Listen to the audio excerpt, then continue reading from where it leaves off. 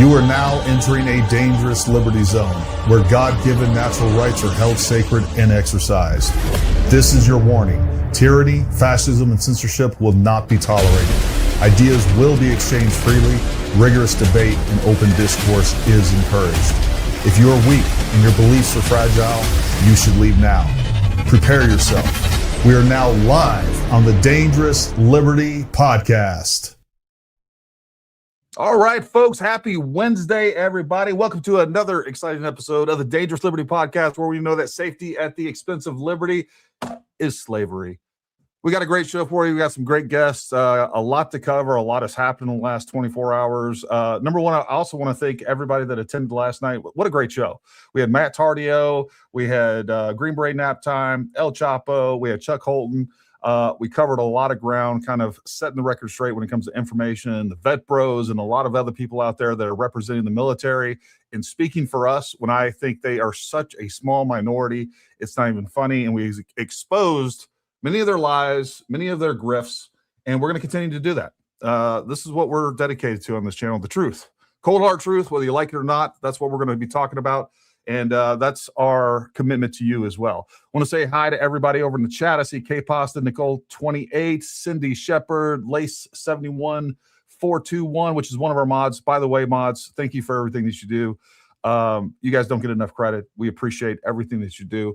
One of these days, maybe I'll be able to start paying you guys. We got CJ Correnti, Mary Jo, and many more. And by the way, if that is a way that you guys would like to help, you would like to become a moderator, we can always use more. Send Jen an email. We'll put that email. It is producer@dangerousliberty.com, but we'll put that email down in the chat. If you'd like to become a mod and help us out with that, we'd appreciate the help. And yeah, you can do that. It's one way that you can contribute to the show. We got waffles and bacon, many, many more. So thank you guys for tuning in. Thank you guys for showing up. Make sure that you like, subscribe, throw a comment down below. And of course, down in the description below, there is a link. If you'd like to become a member, it's a couple bucks a month. You can become a member there, and it really helps us out. Also on X, if you follow me on X, you can become a subscriber. Same deal, a couple of dollars a month, and it helps us continue doing what we're doing. So we appreciate each and every one of you. I'm going to invite our guests on in just a second here. But before we get started, you guys know the rules. We're going to do a normal podcast. We'll talk. We will get to your questions and your comments. We are going to prioritize the super chats, but I promise you we'll get to as many live chats as we possibly can. But without further ado, what I want to do is go ahead and welcome on our guests. We got Jeff Pedersen and Shannon from Shady Groove. Both of them are from the MG show, which when I invited Shannon on, I didn't even know that they had a big show, and they do. So if you guys will, just take a minute, introduce yourself, tell everybody about yourself and your show, and then we will kind of take it from there. I guess you got a BOGO, buy one, get one, or invite one, get one. Shady, why don't you take it? And thank you very much for having us. Yes, sir. Greatly appreciate the opportunity to be here. And thank you not only for having us, but for having an environment where you're actually breaking down things in reality and showing people what's going on for real, because we have a very unusual situation in America right now where a lot of people have a really heavily vested interest in making people confused as opposed to helping them understand. So thank you so much for having us on here. We are excited to talk to you about a lot of the players and the games that they're playing with all of us in America to try to get us effectively, sir. They're trying to pit each one of us against one another so that we never notice that there's a corrupt system that is constantly stealing everything that's not nailed down. Yeah. You couldn't be more right, man. And we see what they're doing. Look, the goal here is to make sure that Republicans lose the midterms. If we lose midterms, we're going to lose 2028. And I don't see us having a nation after that. I think the ramifications of that, we get another 4 years of another Joe Biden. They've already said they're going to pack the courts. I don't see how we recover for another 4 years of the Democrats in power. Jeffrey, talk to us. Hello. Thank you very much for having us. I'm Jeffrey Pedersen. I've been doing X in the Matrix, the 3 X's on X for 8 years. 2018 I started, early 2018. Found Shady when we were culled into Discord, and that's another story that we can talk about later with all these people. We vibed together. You know, we understood a lot of stuff before, discussing things that we were discussing with the deep state and all the different tactics that they're using. We figured out a lot of things with a lot of questions that were asked of us. And together, Shady and I, he actually started the Q Lounge Live in 2018. I think he started that. And I was like, you know, hey, I did it was called the PAYSEUR, the Payseur family. And I did a dig on that, and somebody wanted to try to prove us wrong, and it got proven correct. And what happened is Shady's like, hey, Jeff, come on the show. You need to talk about it. And I'm like, you talk about it. I don't want to talk about it. I don't want to be on the internet. And then Shady, you know, with his, tenacity, pain in the assness, if you will, like a brother, of course, got me to go on the Q Lounge Live, and we did 3 or 4 shows. Shady Groove, three of the Payseur, part 1, 2, and 3. And it was an amazing time. And it was funny. We listened to it not long ago, and I'm talking like this. I found my voice. I got the boom voice now. We got it going. And it's all because of Shady. And I have a background in technology. I went back to school late in life where I got a dual major in business management and a dual major in marketing with international business, language arts, social science, and psychology as minors. Then I started selling Cisco systems, very successful in New York City. I eliminated jobs for a living, essentially. So I had to live with that because that's a win, I guess, right? Then moved back down to Florida after 9/11. I knew about 70 people that died that day. And I had questions. My neighbor died that day, and I had questions. And they called me a truther because I had questions. I mean, is that better than a liar? I think I'd rather be called a truther than a liar, but I had legitimate questions because I knew a lot of people that day. And that's where it all kind of started. And then understanding the Federal Reserve, and then listening to, folks like Bill Cooper, that kind of stuff. And even, yes, for a while, Alex Jones, but he eats his neighbors now. So we'll talk about that later. But it's been quite a wild ride here with Shady Groove. And we've got quite a loyal audience as well. And I see a lot of them in your YouTube chat right now.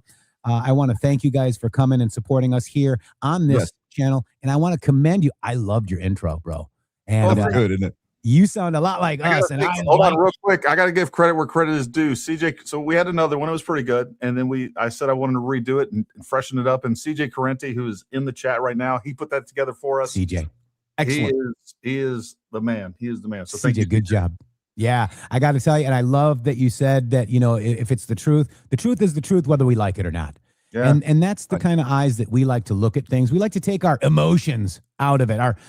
Your emotions have, what kind of IQ do you think your emotions have? 0, your emotions right? are your truth now. That's right. That's what it is. Emotions are truth now. Mm-hmm. So they're like, right? And it's just spewing crap and just emotions and feelings and not truth. And you can't really talk to these people, and maybe that's because they're really not real people, or they're just sucked into the psychological operation. Well, I think that maybe something to mention right here is the difference between righteous indignation and faux outrage. I think this is a big part of where a lot of people kind of like get confused, because you see people that are upset about things and you think, oh, well, this person is upset about things. Like, watch Alex Jones. It seems like he's getting ready to actually pass out the way that he does a broadcast. It's like, so but, he's upset about everything. there's nothing that's okay, Gary. It's like nothing is okay. Like everything is insanely horrible. So like the gay frogs. Yes. Turn them on. I just got to let me just interrupt for a second, because Gary wanted us all to do this shirtless, and I'm like, we're not going to be Alex Jones, Gary. We're definitely not going to do that. Could you imagine? We're all shirtless. But whenever you actually, Jen was the one that turned that down. She was like, "No." Oh, Jen was okay. Thanks, Jen. Appreciate you. But whenever you actually have righteous indignation, you actually have ground to stand on, and you are talking about a moral position. And a big part of what we try to explain to people is that a lot of the people that you've been listening to aren't conservative. Like they don't have a conservative base. What they have is an opportunistic reality. Like they want to be like in on whatever's going on, and they've all been fake MAGA, quote unquote, the whole time. They've just not been willing to show their true colors. And so we were talking actually on the show today about like how it's refreshing that we could see them showing their true colors now, because it's a lot easier to fight your enemy whenever they're painting themselves as your enemy, as opposed to your enemy is standing right beside you, acting like they're just like you are. Yeah. Yeah. No. And that's what they did. Yeah. Mm-hmm. And Tucker's a great example of that. You know, last night I talked about this, and this is my advice to everybody, and I'm still trying to take my own advice. I've tried to get away from always trying to figure out what people's motivations are, right? You can rack yourself to death, and it's just speculation. And at the end of the day, one thing I do think is correct. My analysis of Tucker is that for the last 20 years, he's been on Fox News. He's been the conservative on, was he on CNN or MSNBC or which one? It doesn't matter. He was a conservative guy on there with his bow tie. And then he went over to Fox News. And I think all of that was the grift.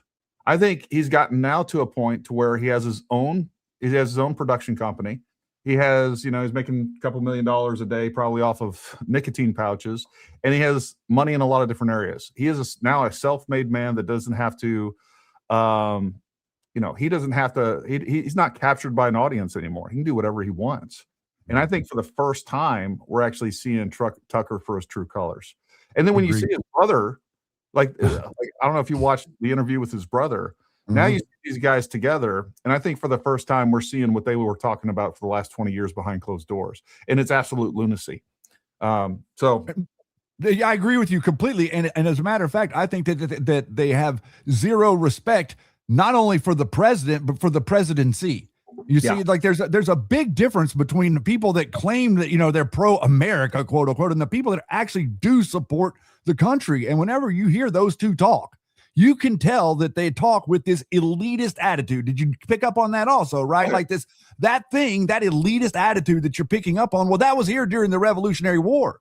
The Patriots in America in 1776 were fighting the British, yes, but we were also fighting that attitude in America. There weren't, it wasn't like pompous. Everybody was, all set for the revolution. And so, this is part of the dynamic that I think that a lot of society has gotten, what's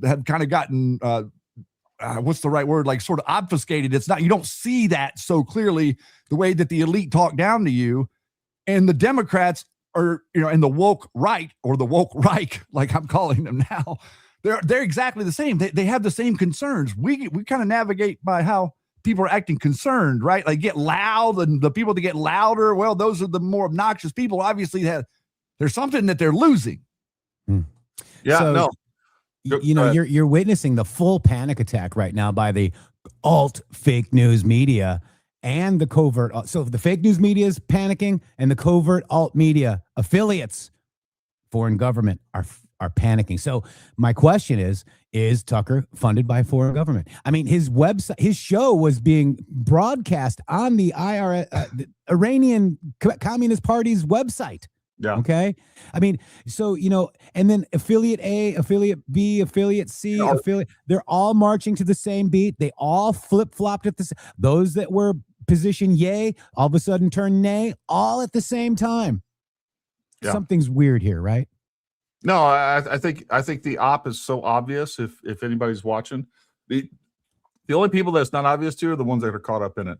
And speaking of which, real quick, we didn't even know, we booked this, I don't know, a week ago or something like that. We had no idea that we're going to be talking about this today, but even before the show, you and us three started talking about this. So I want to play this clip. It's real short of Kash Patel talking about the Southern Poverty Law Center, which has been in the news for a long time. It's probably one of the things that Alex Jones did get right. I'll give him credit where credit's to do. But let's play this real quick, and then we'll talk a little bit more about this. Yes. The Southern Poverty Law Center, in a massive sweeping indictment, has been charged with allegations of fraud and using the banking system to perpetrate that fraud. I just want to talk about a couple of brief things here. The Southern Poverty Law Center themselves advertise to raise money to dismantle violent extremist groups for a period of at least a decade. They use their donor network to raise money to purportedly dismantle violent extremist groups. However, the SPLC, the Southern Poverty Law Center, used the money they raised from their donor network to actually pay the leadership of these very groups. The Southern Poverty Law Center, in a massive sweeping indictment, has been... So that's the synopsis of it right there, folks. That's really what you need to know. But basically everything, and look, this goes back to, I was doing content on Patriot Front back when they were, and I'm like, hey, look, this is an op for sure.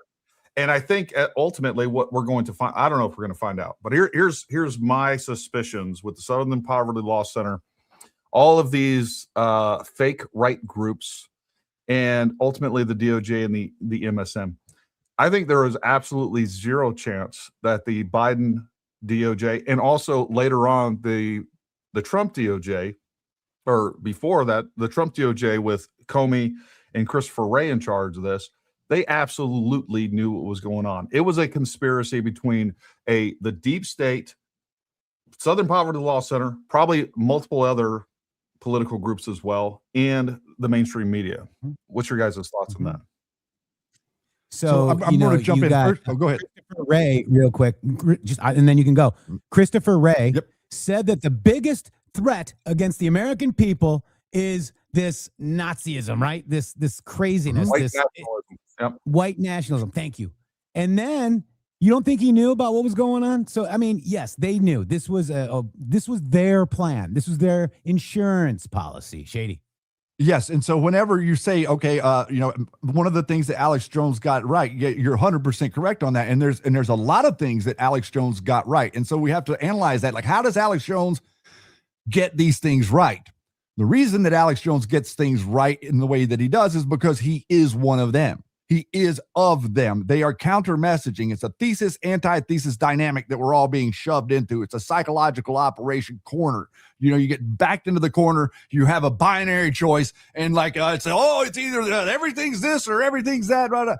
So he understands. I suspect that he's largely funded by Southern Poverty Law Center, and I think that you're exactly right about all these other people. And we're going to add to your audience right now a dynamic that a lot of people don't see, which is a network of digital soldiers, okay, that General Flynn talked about in 2016. And he said, we have an army of digital soldiers.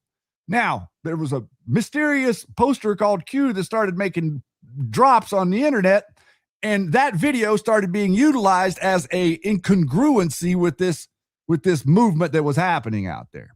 Right. Well, what was really going on is there's a group of people, and it's called Defeat Disinfo, and it's headed by Stanley McChrystal. And General Stanley McChrystal and General Michael Flynn were blood brothers in Afghanistan and Iraq. They developed these networks of psychological operation capabilities in the theater of war through internet channels like Discord and other internet platforms that they're utilizing in the theater of war in a foreign country to confuse the hell out of the media, the government, the politicians, the local people, the community. Everybody in the country is literally so confused with information, they have no idea which way is up. That network, Defeat Disinfo, was pivoted and turned on the American people in 2015 whenever Donald Trump started to run for president. General Flynn and General Stanley McChrystal mysteriously, after 1 year of creating Flynn Intel Network, part ways. General Flynn becomes the patsy in a Russia hoax where he's perfectly set up to be the NSA director no matter who becomes the president. Right. And the Republican would get smeared with Russia so they could never win. And the Democrat would obviously march right into the White House. So that network of bots, they're bots and they're people controlling the bots. And that's who's pushing this Candace stuff. That's who's pushing the Project Constitution, like all these different accounts. The Denzian you see on, I've seen you going back and forth with a number of these people on X. You know who I'm talking about. Yep. That's who controls these networks, and they all are in complete congruency and agreement, that it's the Jewish people that are bad, obviously. Yeah. Well, what's wild is how long they've been networked. You see this going back. Look, you see Candace Owens, Ian Carroll, Baron Coleman, Project Constitution. 50 more that we can go down the list.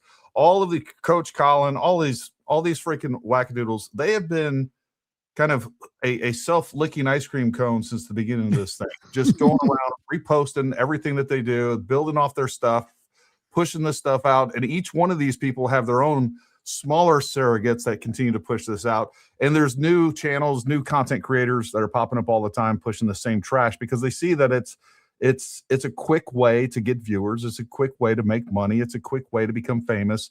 And all I can hope is that, look, I think as more and more of this information comes off with Tyler Robinson, because that's the crazy thing about this. This is what it's centered around. It was all centered around Charlie Kirk. And this is where all the Jew hatred got smuggled in. I mean, what they have been able to do, the psychological operation that they've been able to build off the Charlie Kirk assassination, which is just wild when you think about it. And then somehow dovetail in, we got Tucker Carlson, we got Carrie Prigion, we got Megyn Kelly, like all of these things getting sucked into this and then pushing the same narratives. And ultimately the narrative is to beat Donald Trump, that Donald Trump's the worst. And here we have, they've been telling us all the time, like Donald Trump's Cash Patel's the worst. They're not doing anything. They're not getting anything done. Folks, the SPLC is absolutely part of the deep state. And now they've been exposed and they've been indicted. And by the way, there's been a lot more exposures and indictments by the Trump administration. All of those things would never happen if you want to continue the deep state. If you don't want Brennan, now they're going to continue to probe into Brennan. I'm hoping that he's going to be indicted. I hope that guy goes to jail. He's a freaking traitor to this country. But if you want more Brennan, Cash Patel put the SPLC, Brennan, Comey, all of them into the grand conspiracy for DeGenova. I can never say his name right. DeGenova. Yeah. All of these are now, Act Blue is now in the grand conspiracy. SPLC is in the grand conspiracy. And do you remember that Tulsi Gabbard just released that, yes, China did have impact in our election along with Iran. Yeah. And many people missed that. And then you've got so that's the foreign piece. And then you got the domestic piece, because all foreign and domestic assets have been utilized against this president. Okay. Yeah. So, and what did Cash say? There will be arrests soon, and we're going to get rid of this diseased temple that they built. Wow. I mean, you're going to see it. I believe. I didn't mean to interrupt you, but no. That was great. Hey, all I was going to say was, like, if you want more John Brennans, you want more Southern Poverty Law Centers, then stay home when it comes to the midterms. Don't vote. Yeah. Let them win 2028 too, because if you want more of what we see in Minnesota with the corruption in Minnesota, the more of the corruption that we see in California, if you want the entire country to turn into California because they're going to pack the court, don't vote in the midterms. That's a great idea. All the Nick Fuentes, all of these people telling you not to vote, Candace Owens and all the like, they're trying to get you, they're hoping that you're gullible enough that you will participate in the destruction of this country. And unfortunately, many of you retards out there are. That's the sad part about it. Well, I'd actually have an experiment, like a kind of a question for you, Gary. I mean, like let's just take this sort of apart a little bit, because whenever I look at this, whenever I look at the Charlie Kirk incident, I just want to talk from a first person perspective. When I look at the Charlie Kirk incident, what I'm seeing with my real eyes is some of the most convincing evidence that you would ever see in a case that would be public before, let's say, a trial. Like the different things that we've seen. For example, we've seen that he was on the roof. We've seen that he was in the sniper nest. The gun was definitely his family's gun. The bullets definitely had things written on them. He was definitely texting with his furry friend about the incident. These things, what ends up happening for me is, like, I see these things and I say, oh my goodness, this is an unbelievable amount of stuff. I'm pretty sure that this guy is guilty of it. Do you see cracks in that theory, like yourself personally, like from your first person perspective? Do you see like that the evidence that's there is obviously convincing? And aren't you noticing that the people that are talking about this to us and telling us all these things, they dismiss all the real facts so that they can conjure up their theories that ignore everything that is? It's one thing to have a conspiracy theory when you include all the facts, but it's another thing to dismiss everything that's known so that you can have a conspiracy theory. Yeah, so conveniently at the very beginning, how I got started in this, number one, I'd been following Charlie Kirk very closely for many years, huge fan. And of course, when he was killed, it felt personal. Again, I was like, hey, now we have the left that has just assassinated a absolute rock star on the right, a guy that had created unbelievable change in the United States, that was single-handedly responsible for getting Donald Trump elected. He was responsible for it's estimated 2.5 million votes. Donald Trump won by 2.3 million. Charlie Kirk did that. And Charlie Kirk also created a revival of conservatism in the United States, but particularly in the youth, which is, we'd never seen that before. Like, we just always accepted that, high school, college kids, they're going to be liberals. It's just the way, like, he made being conservative cool again. And he was one of the very first and most vocal people speaking out against the trans Tifa, against the trans activism, against the different laws about just going to college campuses saying, hey, you know what? If you're a boy, you were born a boy, you can't change that. And he was one of the very first people to really start speaking out about that and change the dynamic in the direction of the country on that. So when he was first killed, of course, I was very interested in it. I watched it happen. And then, what we have an information void. And it was very convenient at the very beginning where people started coming up with these stupid theories about palm guns, about, camera guns, people popping up out of hatches that come to find out, are exposed. But during that, you'd kind of expect that in that void of information. Like, we don't know what happened. We don't see a lot of footage right off the bat.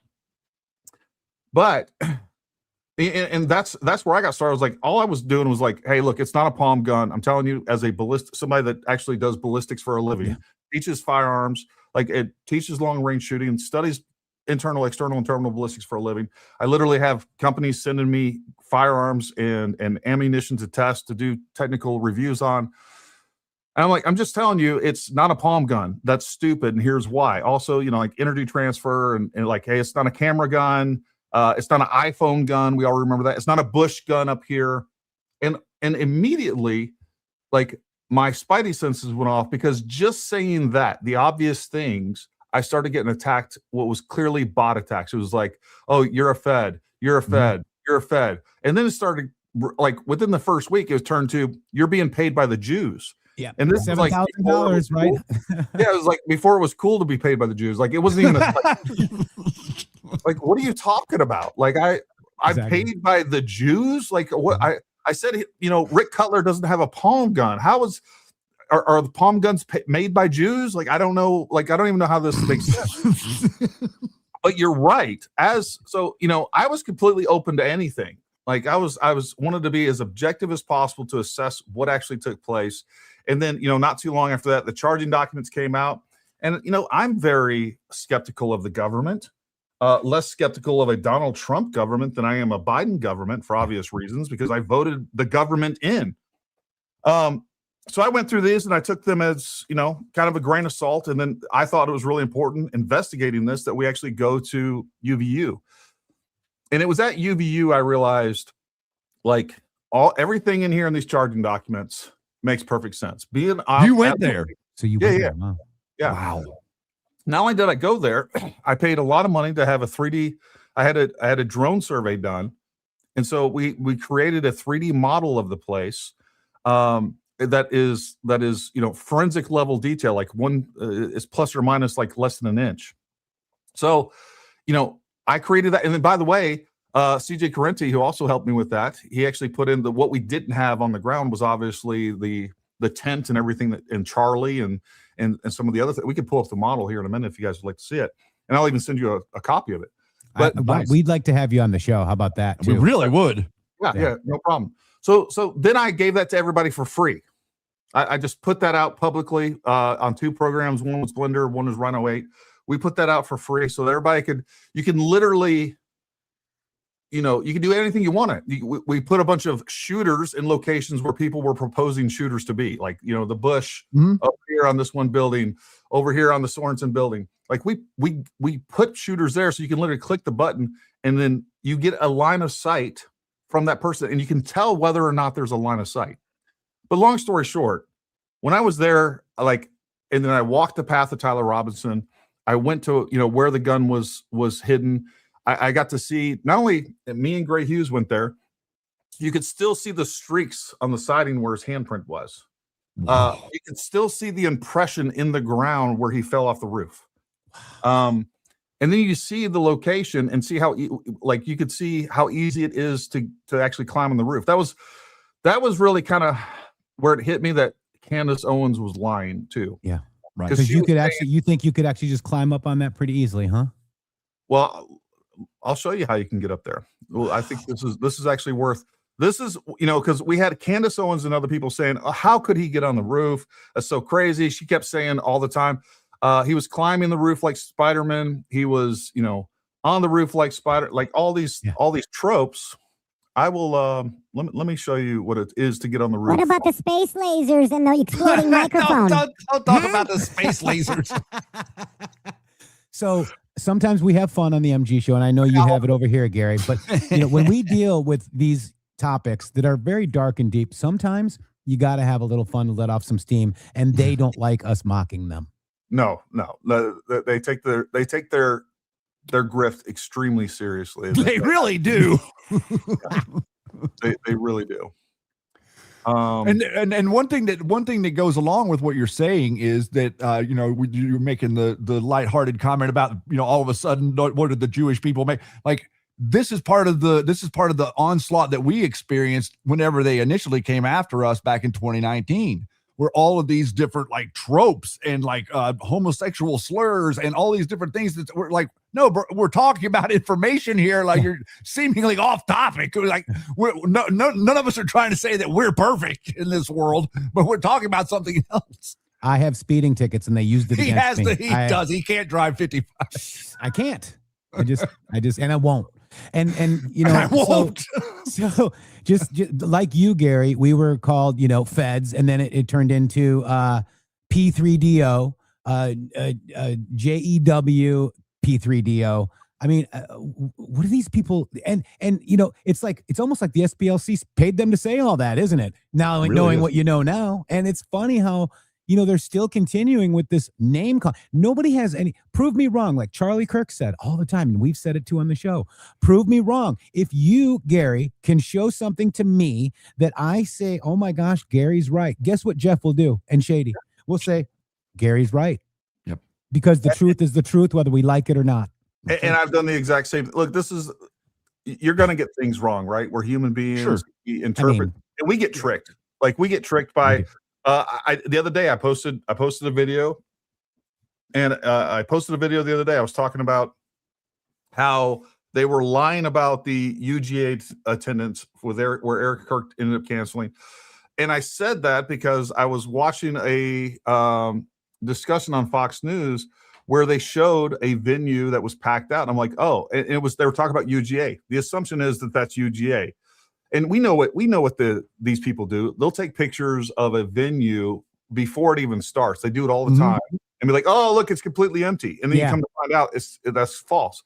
I don't know how empty or filled UGA was at that event. I don't know, but I was like, "Look," I said, "Look, everybody, they're all lying again because there's the venue and it's packed to the brim." We'll come to find out that it was Fox News showed stock footage from another event, and immediately once I was made aware of that, I deleted it and I went up there and made a post. Hey, folks, I try to get things right. That was incorrect. My bad. I apologize. Moving on. And, you know, that's what honest people do.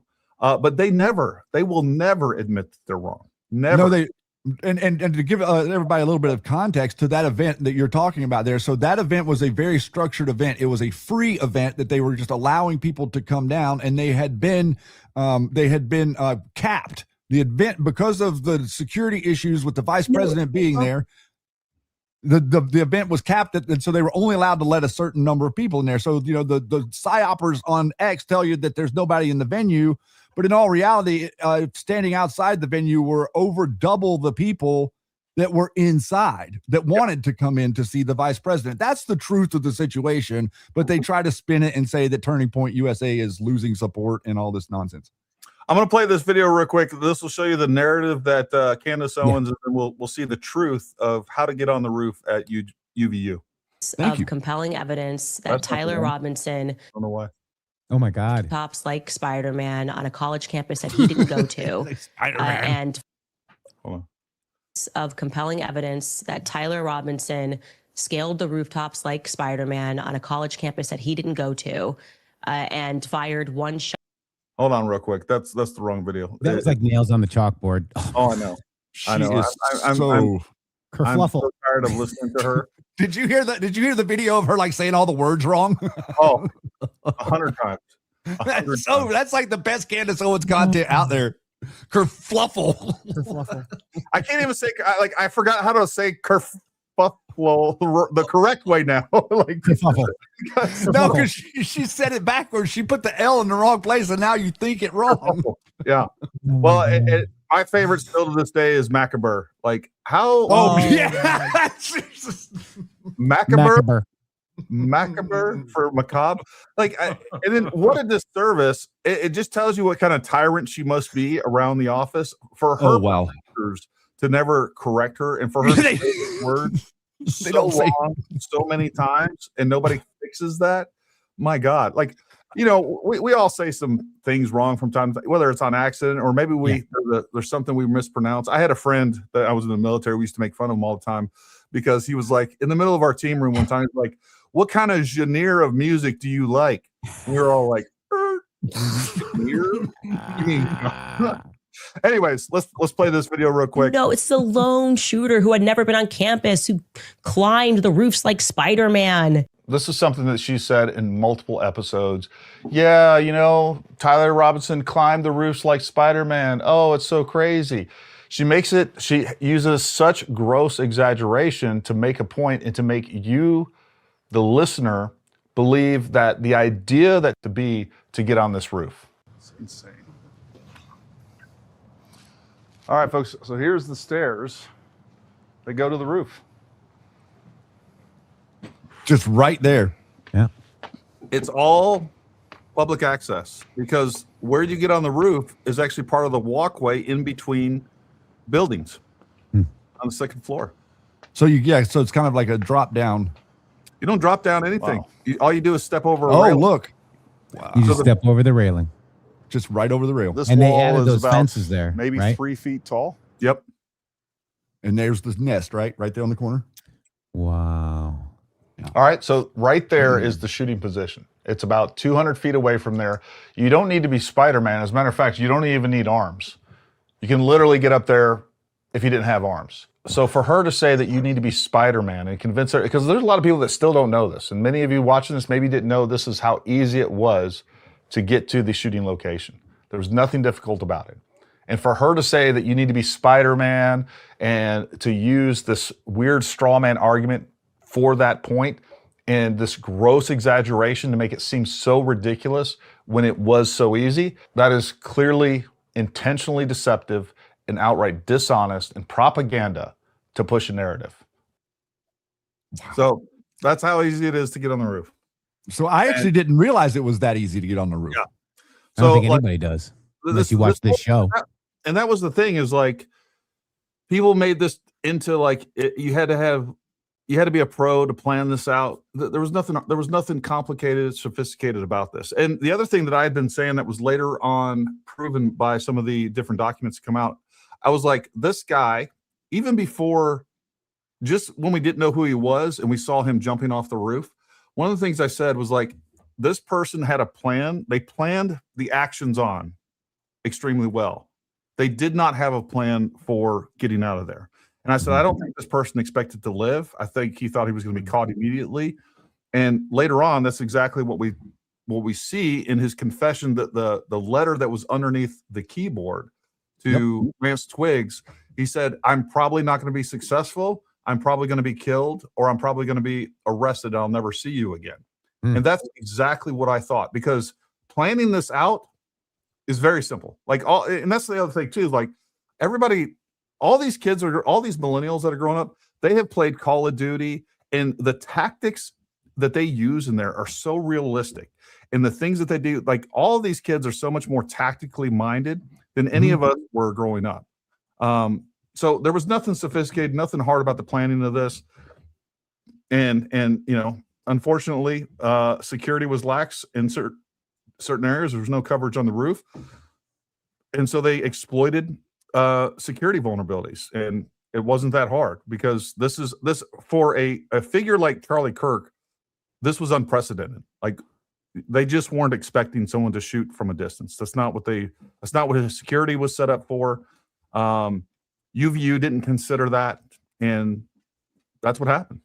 Well, I think that the assessment talking about the modern world and the first person shooter games and stuff like that is very, very relevant in this scenario, because I've been exposed to I've kind of had my whole time with those, and it's very, very good tactically, teaching you lots of different maneuvers and ways to act with a weapon, but also like so whenever I think personally, I don't know what you think, but I think personally that he was intending on shooting Charlie in the head.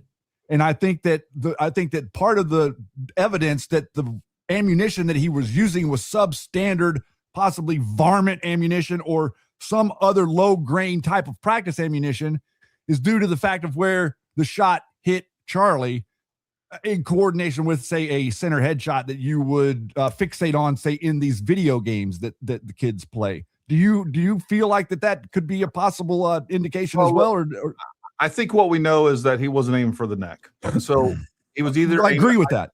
Yeah, he wasn't aiming for the neck. I don't know if he was aiming for. My suspicion is that he was aiming for high center chest. Okay. That's what I think he was aiming for. Yeah. And let's say he was aiming for the head at 140 yards. That's easy to do. So correct. That's plausible as well. Either way, we had about an 8-inch deviation of what happened. I don't necessarily think it could be like, until recently, we knew nothing about the ammo. And the only thing that we know now is that it was made by Remington. And I went through last night, we did a show, we talked about the different possibilities of what it could be. Now, one of them that stands out to me is the fact that Remington makes a low recoil 125 grain, which they use a core lock SPS bullet. It's a soft point bullet. That would explain a lot. And I would not expect any soft point bullet in a lot of the hunting bullets that are not bonded, any non-bonded bullet, depending on what's going on, we have a high probability of it not exiting. And all you got to do is look at Martin Luther King. You can look at, we brought up Chuck Ritter, who's another Green Beret, who was shot from 25 yards away from 7.62 by 54, was shot in the spine, the round deflected downward, with essentially a 30-06 from 25 yards away. Not only did it not exit, it didn't kill him, and he kept fighting. And this was all on video in Afghanistan. One of his teammates actually had a head cam on and captured it all. And all of his doctors, his wounds are documented. The medical statements and the medical records are all documented. He shared this on X. So there's plenty of examples of different. Now there's other things that could have happened. We don't know the condition of the rifle. We could have a round that's not stabilized for whatever reason. There's lots of reasons that could happen. And we see that in our long range courses all the time, where, even at 100 yards, we see. So when a round's not gyroscopically stabilized, instead of flying like a perfect spiral, it will wobble in the air. Just like if you take a nice throw, you throw a football really well, right? You see that perfect spiral. And then, someone that's never thrown a football and then they throw it, it looks like crap. It kind of same concept. So it's called yawing. So if we have extreme yaw, and the reason that I'm suspicious of this is because of the entrance wound. The entrance wound does look larger than it should. And that's what we see when you shoot rounds into, for instance, a paper target. That's one of the things you can diagnose, like, oh, crap, this isn't a perfect circle. It's not a hole. It looks larger, or it'll even be tumbling. So now we see what we call a keyhole, but it's basically just a round hitting the paper sideways. Exactly. With that being said, I also dug deep into a lot of medical reports that were specific to 30-06. And one of the ballistic documents that I went through studying terminal ballistics in human beings, one of the things that they did talk about was it is typical that when a person is shot in the neck, the entrance, even if it's nothing wrong with the round and it's perfectly stabilized, the neck does have entrance wounds that are larger, because the neck is like, this is some of the tightest skin on our body. So it tends to stretch, right? And it's actually pulled omnidirectionally if you look at your neck. So when you have a hole in it, it'll actually open up wider because it's pulled omnidirectionally. So that's one of the things they documented. So even that gets a little convoluted. I can't say for sure that happened. And of course but regardless, like all the preponderance of the evidence at the end of the day says this. He was shot with the 30-06. He was shot with Tyler Robinson. Even if that was a 1 in a billion shot, that's what happened. And at the end of the day, you got to kind of accept that. And you know, again, especially if that round was yawing, I don't care if it was a 180 grain bullet. If that thing is not flying straight and it starts to dip this way, which as soon as it hits, and this is another thing people don't understand, is the twist rate determines in relation to the weight of the round, right? So the twist rate of the barrel is going to determine whether or not that round is stabilized. That is, you are getting gyroscopic stability in the air. The moment that it hits something thicker than air, flesh, skin, tissue, muscle, bone, liquids, it will start to yaw immediately in some form or another. So especially if it was already yawing and then it hit the neck and then it basically slams into his spine somewhat sideways, if you will, you're not going to see an exit wound. We're going to see exactly what happened. And and again, you can look at Martin Luther King. Martin Luther King's wounds were very similar. The round hit him in the jaw first, which, you know, but it's also half the distance. So you do have some additional deflection taking place. Hit him in the jaw, actually hit him in the spine, and then deflected downward. Very, very similar wounding pattern to what we see with Charlie Kirk. And there's a lot of controversy around Martin Luther King, but the idea that it was a 30-06 has never been contested. Like, we know it was Correct. A 30-06. So there is something unique about the round hitting the spine. I really do believe that. And because it happened with Chuck, it happened with, like, the only 3 people that I know have been shot with 30-06. They happen to be shot in the spine, and none of those 3 had a round that exited. I think that is very indicative. And, you know, I go back to, we talked about it last night. You can take a half-inch piece of steel and you can shoot it with the 30-06 and it's going to go through. You can take a half-inch thick piece of Kevlar and it's probably not going to go through because it disperses and displaces that energy better. And when you hit something like the spine that bends, and we do see from the side of Charlie Kirk, the videos from the side of Charlie Kirk, we see a huge deformation of the spine. It bulges way out and then it goes back in. So you hitting something that's hard but flexible, and then you think about all the muscle and tendons that are attached to the spine from the very top to the very bottom, that energy is transferred throughout the body. And never mind the hydrostatic shock that we're going to see from, you know, such a large energy transfer, which, you know, exactly what we'd expect to see we see. But so that's the kind of the facts of the case as far as the bullets go. And it was hard to watch too. It is, but the evidence and the thing is like, you know, like they've taken this traumatic event and they've turned it into something that it isn't, so that they can weaponize it against MAGA in general. And effectively, you know, you've got Candace Owens out here. They're saying it, and they're coming out, you know, and they're saying these horrible things about Erica Kirk, and they're saying these horrible things about, you know, and trying to, like, you know, they're one step, and it's, you know, their operations are incrementalism. They move a little piece at a time. But where they're heading with this is that, you know, Donald Trump and Erica Kirk conspired to take Charlie out. You know, that's effectively what they're trying to say. And if we look at the end goal is to take out MAGA and make sure we lose the midterms in 2028. The reason they have to go after Erica is because TPUSA still exists in the absence of Charlie. And TPUSA is still a huge political force that will win elections. They're going to get the vote out. So they have to destroy it and Charlie's legacy. Everything that he accomplished, they want to rip down. They want to destroy, including his family and his legacy in TPUSA, because they're still concerned that TPUSA. So that's, you know, that is all, that's the op in it right there. Like, that is the psychological operation that's taking place. And people, and this is being pushed by Russia, China. We talked about bots earlier. I think there's a lot of good evidence to this point that Russia, China, and Iran are, you know, boosting the signal of Candace Owens and anybody else that they think, you know, that they have a message that they agree with, that they know will be damaging to Donald Trump. And quite frankly, I think Europe could be involved too. Look, nobody in the UN likes Donald Trump. They would much rather have Joe Biden or same thing with the EU. Yes, none of them. Like most of the world thinks that America is on a high horse and they need to be taken down. And especially Donald Trump, because he's the only president that actually throws the weight of the United States, both militarily and economically around. There's nobody else that's willing to do that. And we have a bunch of weak leaders. We've had a bunch of weak presidents that just capitulate left and right to EU, to China, you name it.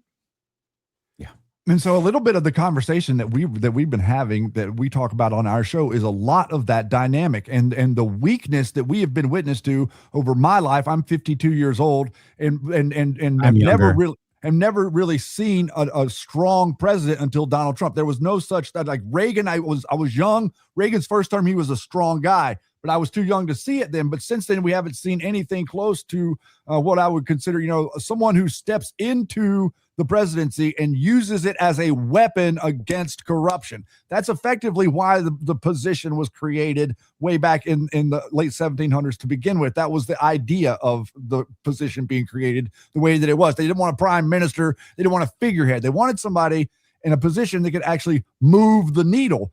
And so the last thing that these people that they've lulled us to sleep, Gary, over the last 50 or 60 years to think that mediocre is good.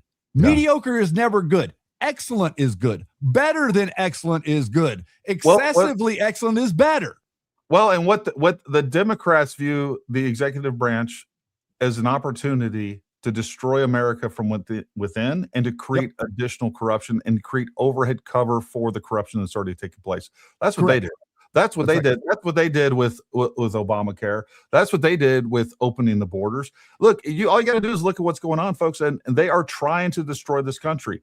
They are part of this. They do not believe that America should exist as it is. They do not believe that America should have the power that it is. They hate everything that America stands for, and that's just a fact. Like, you don't have to like it.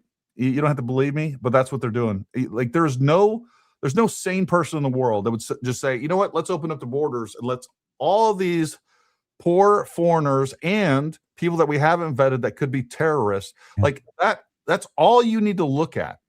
If you're going to let 10 million people in unvetted, plus I think it's probably closer to 30 million people that came in under Biden, but you let that many people in, you have to hate your country. You have to. So are you ready to kind of understand who Tucker Carlson is? I got a little bit of a presentation. Let's go. Like. I'm excited. All right. And there's one person that connects all of these people together. Okay. You know that Tucker Carlson had that midget bald guy. What's his name? Shady? Ivan? Yeah. Ivan Raiklin. Ivan Raiklin. So Tucker had him on his show, right? So here's the person that ties them all together. This is the Manhattan Madam. This is Karen Davis, who was Roger Stone's live-in publicist, and she ran the office for Tucker Carlson. Okay. She is the one that has all these names and can blackmail people. Wow. Imagine that. Okay. So I'm sorry. I'm going to just skip over here now. That's okay. How else does this? So here's General Flynn. Who's that? Who's that, Shady? That is the Manhattan Madam. That's the Manhattan Madam. That is a woman with natural breasts. Yep. Totally natural, dude. Yeah, absolutely. Who's this? The Manhattan Madam. Yeah. This is from the movie called A Storm Foretold, so you now know that Charlottesville was a setup. So let's go see if January 6th was a setup too. Maybe we can take that same playbook and apply it to January 6th. Maybe. Maybe. Okay. Maybe. So there's Kristen Davis. Okay. Wow. And then General Flynn was actually talked to. Let me just move it up over here. Not sure we're going to be able to hear that. You can't hear that? Okay. I cannot. Not getting your audio. There you go. She's handling Flynn. Okay. And the AP, you asked about my brother, Charlie Flynn. Okay. All right. So Roger Stone, bad. How about, I don't care about any of these influencers. I only care about Trump. Good. That's how we look at things. Okay, guys, it's up to you to understand. So then you've got the Manhattan Madam right here. U.S. Attorney, FBI Director was in charge, announces charges. City Comptroller she was going to be. And she distributing prescription pills. What a nice lady. There they are. This is from Roger Stone's own movie called A Storm Foretold, where they were going to talk on the stage just before the Oath Keepers and the Proud Boys rushed the Capitol. Okay. Who else could have been involved? Here, I'm in a very important call with General Flynn. Okay, here he is talking to General Flynn. Here's Stone after he was snubbed from speaking to January 6th, watching from his D.C. hotel. This is from his own movie. Okay, here he is talking. Stone watches the Oath Keepers and the Proud Boys on the front line. Who else was on the front lines? We're going to talk about that in a minute.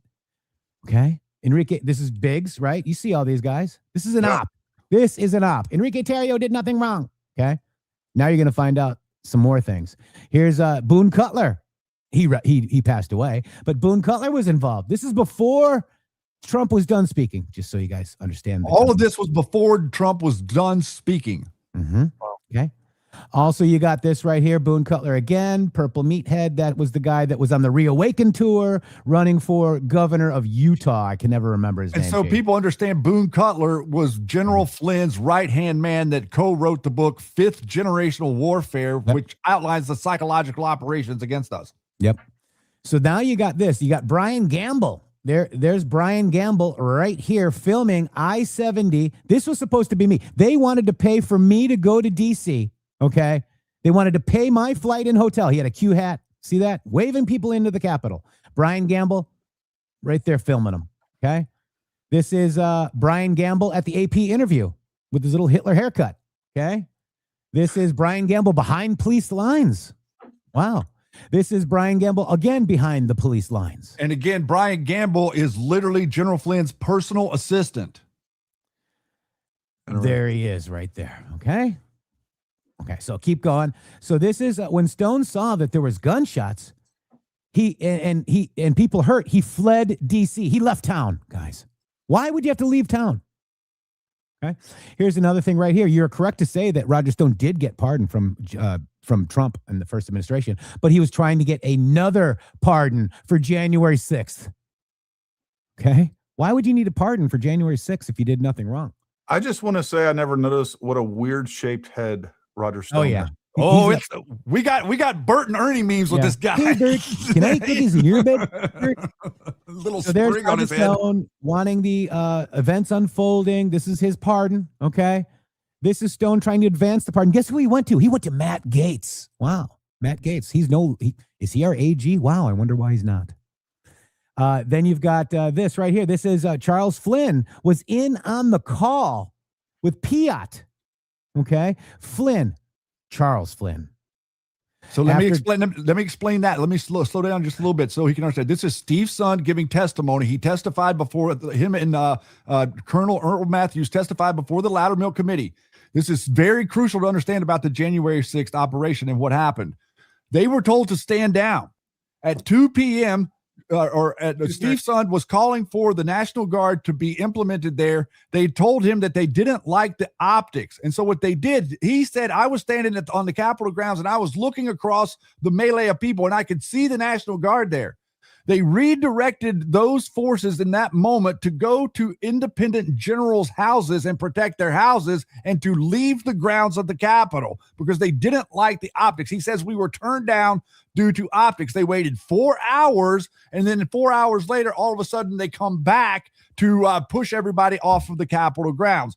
General Charles Flynn, who was General Flynn's brother, was in charge of that decision to stand down the National Guard and allow this melee to occur. So what we're asserting with this operation, they say it's a Fedsurrection, and they say there was federal agents there. There was all this cooperation going on with the media, but there was also a layer of military operations that were going on that were literally being spearheaded by General Flynn and his brother, General Charlie Flynn. Steve's son and Colonel Earl Matthews have both testified to that fact under oath, guys. And so we have them pinned to the wall with understanding like all of these people that are gaslighting you. They're gaslighting you. The General Flynns of the world and the Alex Joneses of the world and the Ivan Ranklins of the world, they're trying to make you think that things happened that didn't happen. Who's Earl Matthews? Do you know? Do you guys know? Have you heard of him, Gary? No, I haven't. Earl Matthews, let me talk real quick too, because Earl Matthews followed us on X. Okay. He shared our show about this, what we're showing you here. Earl Matthews, J6 whistleblower, is now the head attorney for the Pentagon. Okay. He is now the lead attorney for the Pentagon. Earl Matthews, Colonel Earl Matthews. He went after Flynn Network. He went after Brian Gamble. And now he's the head attorney at the Pentagon. This presentation that I gave to you, there's also people that might be in the FBI really high up that might know about this too. Okay. A lot of people are saying, oh, I see Roger Stone. Trump keeps him close. He does, because it's like brain surgery, just like General Flynn, just like Roger Stone. They all have people that love Trump. So they got to be very careful on how they turn the screws and turn against Trump to get those people to follow along with them psychologically. Well, And the other thing that people don't realize, and this goes with this kind of touches on Tucker Carlson too. Tucker. For them to be effective, they have to be in Trump's inner circle. And I think that's kind of what happened with Tucker Carlson and several other of these grifters. Marjorie Taylor Greene's another one. Yep. These people that have to be either on the inside or the only other option for them. And when they get kicked out, they have to become opposition, because that's the only two places that they can be effective. Yeah. And by the way, that's just much more profitable, and you're going to get a lot more clicks. So General Flynn, through a member, rents Mar-a-Lago to act like they're at Trump's home. They're not. They're in the rental spaces by the pool. There's the big ballroom. There's a little small ballroom. There's the pool. You can rent that out. The club is upstairs. Okay. They're not in the club. Right. They're never in the club. They're always renting out the space. And then what they'll do is they'll rent the space out, and then they'll put Donald Trump and JD Vance's picture up on their flyer and say invited guest. And then they sell $5,000 tickets. And so the reason that we're kind of zooming in here on General Flynn, it's very important to realize that what we were discussing earlier, what Jeff was discussing earlier with the foundations, or with the 501c3s, 501c4 layer.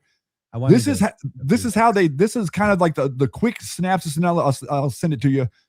They have implemented 501c4 organizations. The 501c4 organization is very important because it's a lead in to foreign money, and then they spread it out into the 501c3s. General Flynn and Patrick Byrne and these people, they're utilizing this 501c4 system, and all this money's flowing to them so that they can psychologically operate against us. They admitted it on our show. They literally admitted it. We were Flynn people. Okay. We were. We thought we were fooled by the psychological operation that Flynn was a hero. But by the way, this is actually Mar-a-Lago inside the club. Okay. This is me 70 pounds ago. Okay. Inside there's the chef. It was lobster night. It was awesome. So that's inside the club. All right. Big difference. But I wanted to just let you know, I was trying to build up to what you're talking about, Shady, is the 501c3s and how they fund it. But I wanted to share a little bit about how we found General Flynn, right? So we thought he was a hero. We interviewed him. Media Matters didn't report it. We had him on 4 times on our show. Media Matters didn't report it. We're like, why doesn't Media Matters report that General Flynn was on the MG show? Booga booga in the Matrix, big influencer, right? But my theory is that the deep state just didn't target Trump. They planted insiders like General Flynn to frame him from day one. In 2020, we got the Morell. We just got that. He was begging Brennan to sign the Hunter laptop Russian thing, right? Morell and Flynn were already together. WikiLeaks, Podesta, all that, the campaign chair, arranging private meetings with General Flynn, with Podesta before that, and Morell, the Moscow trip, sitting right next to Russia, got paid by Russia Today. Interesting. And you heard Alexis Wilkins and her saying that RT is part of their network, the InfoWar Flynn network. So Flynn joins Trump's NSA team as his pick, and then he didn't tell Trump administration that Kislyak called, and that call gets unmasked by Obama officials. And then Pienka and was it Ray Shady? Pienka and Strzok went in to interview General Flynn, and Keith Kellogg was like, why did the FBI just leave your office? Okay. Chapter 8 in War by Other Means that Donald Trump wants you to read. It says it's the most accurate depiction of what happened inside the White House. Chapter 8 is called Out Like Flynn. Okay. And that's when we actually realized it, and we went public on 8/8/2023 talking against General Flynn. We've been talking about against Alex Jones for 7-8 years now. But Flynn was poised to join 4 other candidates too as the NSA, okay? Because they needed him in. So Morrell goes on TV defending the unmasking routine that they did. So they do this several times a month. Flynn took a rubber bullet, pleads guilty, okay, and then walks free. And rubber bullets sting, but they don't last long. So that's a classic limited hangout crap. They distracted you with the real frame job on Trump. So Morrell helped bury Hunter's laptop in 2020 to save Biden's, and Flynn seeded the Russia hoax in 2016 to sink Trump. So we were surgically removed. What was it? The 17th, around there, 17th of October, 2020. We were taken off YouTube just before the Hunter Biden laptop dropped, so we couldn't tell you about it. Okay. So then Joe Flynn and Patrick Byrne ran an interference operation with the laptop repairman. Remember the Isaac guy? What's his name? Isaac. It was Isaac. John Paul Mac Isaac. John Paul Mac Isaac. They paid for his legal services. Joe Flynn was on Fox News with John Paul Isaac, maybe to make sure he just said the right things. Okay. They were there to do it. The pattern, this is the same deep state network. My theory is that Flynn was not a victim. He was a plant. He was the inside man to help frame Donald Trump. And the pattern repeats itself until we expose it all. Now, with that, we're trying to find, is this true, right? This is an exclusive article. Michael Flynn was a keystone in the CIA Five Eyes plot to frame Donald Trump on September 7th, 2018 by David Renzer. You cannot find this article. It's all, you can only go to the archives to find it now. It's gone. But this is what I believe happened, and this makes the most sense to me. And Shady, I'll just hand it over to you for your commentary. No, I think you did great in outlining that. It's very complicated to understand. It's a little convoluted and a little into the weeds, but effectively the way that they're Epstein, sorry guys. Yeah, effectively the way that they're funding this. Okay, so think about it. USAID goes to, or the government sends money to Egypt. They get $300 billion. Well, Egypt keeps like 5% of that. And then the rest of it goes back into this worldwide philanthropic kitty. And then they send it back through the 501c4s into these organizations. And then the next thing you know, you've got the perfect science. Remember how Donald Trump says, "Oh, they've always got the perfect signage." How do they get such perfect signage? Because this is all fake. It's all astroturf. There's not really any Americans out there standing up against this nonsense. It's these people that are being fooled or trying to fool us. Yeah. Well, Shady, we got Liz Crokin from the this is Liz Crokin, Stronger to Get Her. Clinton Kane, Trump's hate. She's the Pizzagate person, right? Yeah. This is Liz Crokin. The stage set for tomorrow. If it weren't women like Susan B. Anthony fighting for women's suffrage, there probably wouldn't be a female presidential nominee, and that's pretty rad. So this is part of your Flynn network. Flynn also changed his from Democrat to Republican in 2021, just like Joe Kent. Okay, Joe Kent also changed from and Joe Kent was endorsed by Flynn. Are you starting to see that this whole network is working together, guys? Yeah. Well, and I'll tell you, one of the key indicators to me that not only was all this a op way back when, but that Russia was involved in that op was right at the height of, them pushing the Russia hoax. We have Vladimir Putin coming out multiple times and speaking highly about Donald Trump, which he never had done before really with any other presidents coming out there. And it was the perfect timing of him endorsing Trump essentially so that he can feed the narrative and feed again, if you look at these things and how they're playing out, to me, it's just obvious. And, that's the thing too, folks, is people think that Trump had this great relationship with Putin, and he may have been trying to get there, and maybe he was doing that in good faith. But the fact is that Putin never wanted to face Trump. He would much rather he wanted Hillary. Democrats. He played them like a fiddle so many other times. You guys remember back, when Obama was actually debating Mitt Romney, and they were talking about the fact that Russia is still a geopolitical threat, and Obama was like, "Hey, the 1990s called or the 80s called, want their foreign policy back." They've always been capitulating to Russia many times over, and it wasn't by chance that as soon as the Trump administration was gone, we have Vladimir Putin invading Ukraine.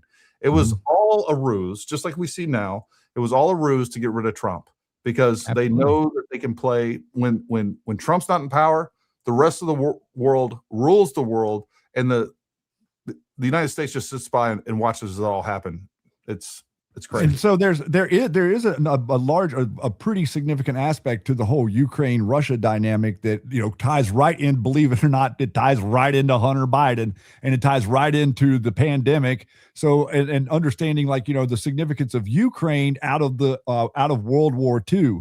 Once you dig into this, you start to realize that all of the Nazis that were pushed out of Europe ended up in Ukraine, and Right. and they all were set free after Russia sort of let Ukraine go in the late 80s after the wall came down, and they've been utilizing the old Russian facilities in Ukraine as to develop biological weapons to use against Russia. You just made a good point. So we just understood now that the SPLC and the Democrat Party was using and funding Nazis and white supremacists. And Ukraine is where they went. And the Democrats all wear what kind of flag? They're covered in Ukraine out here, Jeff. I can drive down the road and there's like 30. I'll see more Ukraine flags in the neighborhood than American ones. 1 and 1 equals 3, right? Or no? I'm surprised you haven't started seeing Iran flags and everybody. It's coming, I guess. Well, that's actually another point about this.